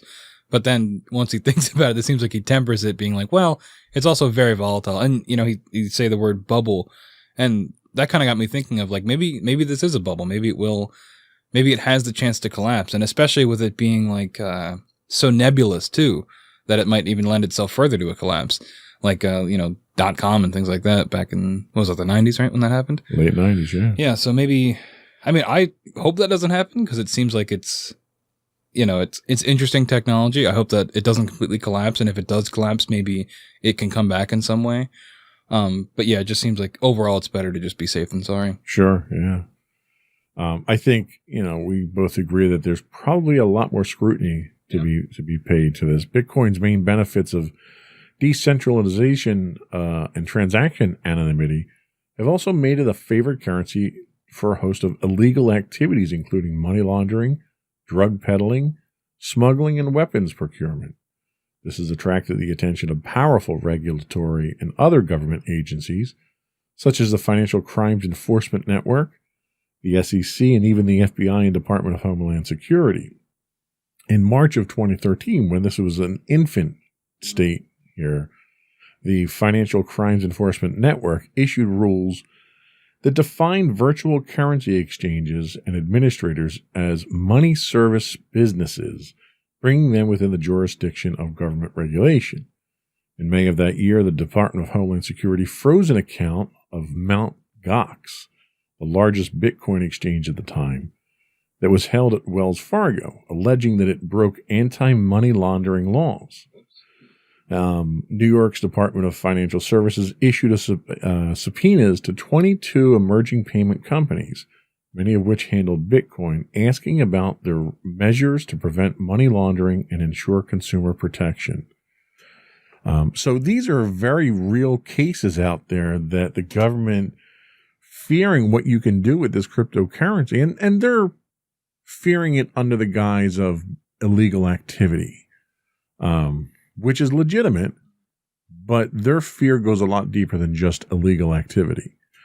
Their fear goes to a lack of control, a lack of regulation. I mean, the federal government does not like things it can't regulate. Yeah, and it seems like they're most likely going to use the crime angle to get their foot in the door, right, for increased regulation. And they were doing the same exact thing with encryption on your personal phones. And even the encryption on your phones, they're taking it even a step further, and they're hammering home this whole idea of child pornography and child exploitation. And that's why, let's do it for the children. Think of the children, yeah. Right. And that's really what they're hammering home to try to crack your encryption. But we're looking at the same type of thing here. So I think unregulated currencies like Bitcoin that are speculative and have a potential for high value are much more likely to come under the scrutiny of the government than a transactional thing like Dogecoin, where people are using it for legitimate things, and it doesn't have enough power behind it to really warrant being used for illegal activity. Right. But again, in the end, I think it's really the technology that comes out of this that's going to be the winner overall.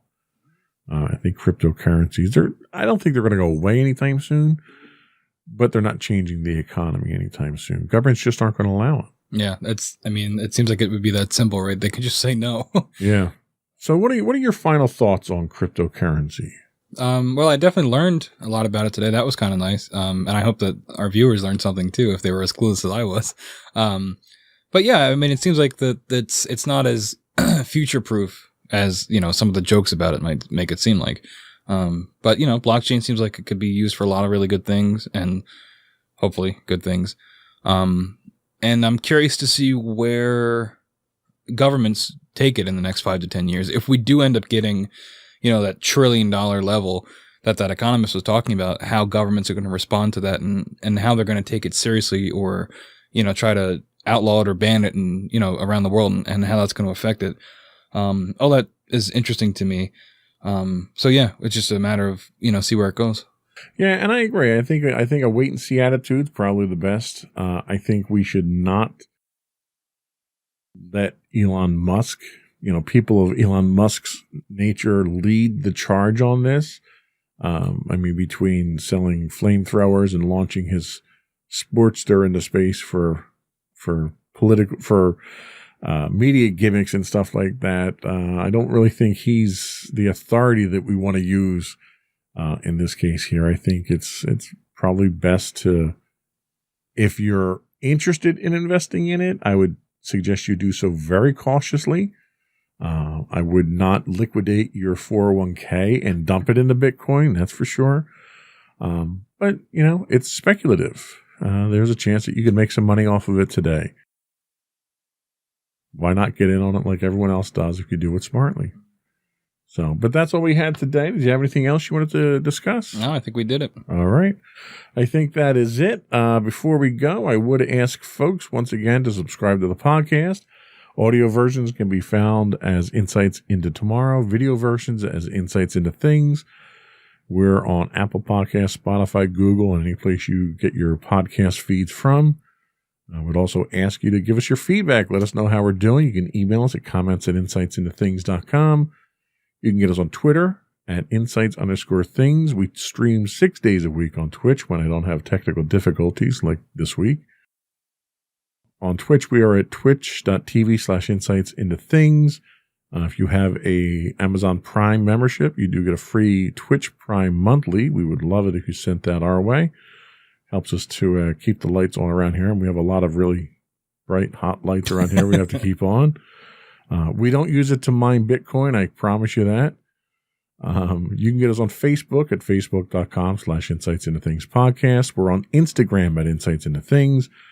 You can get us on our website at www.insightsintothings.com. And that's it. We're done. Another one in the books.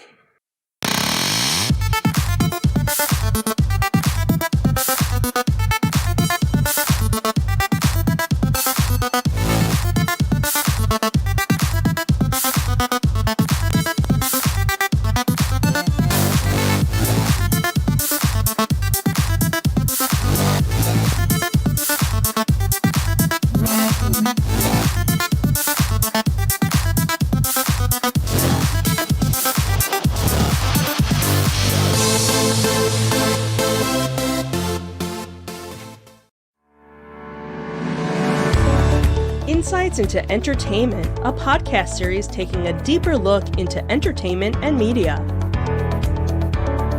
Our husband and wife team of pop culture fanatics are exploring all things from music and movies to television and fandom. We'll look at the interesting and obscure entertainment news of the week. We'll talk about theme park and pop culture news. We'll give you the latest and greatest on pop culture conventions. We'll give you a deep dive into Disney, Star Wars, and much more.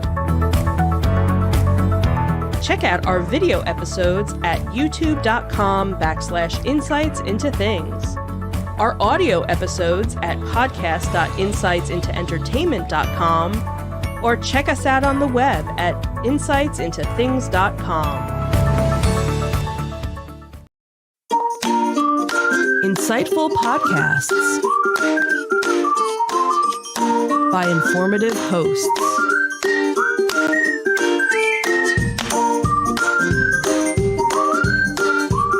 Insights into Things, a podcast network.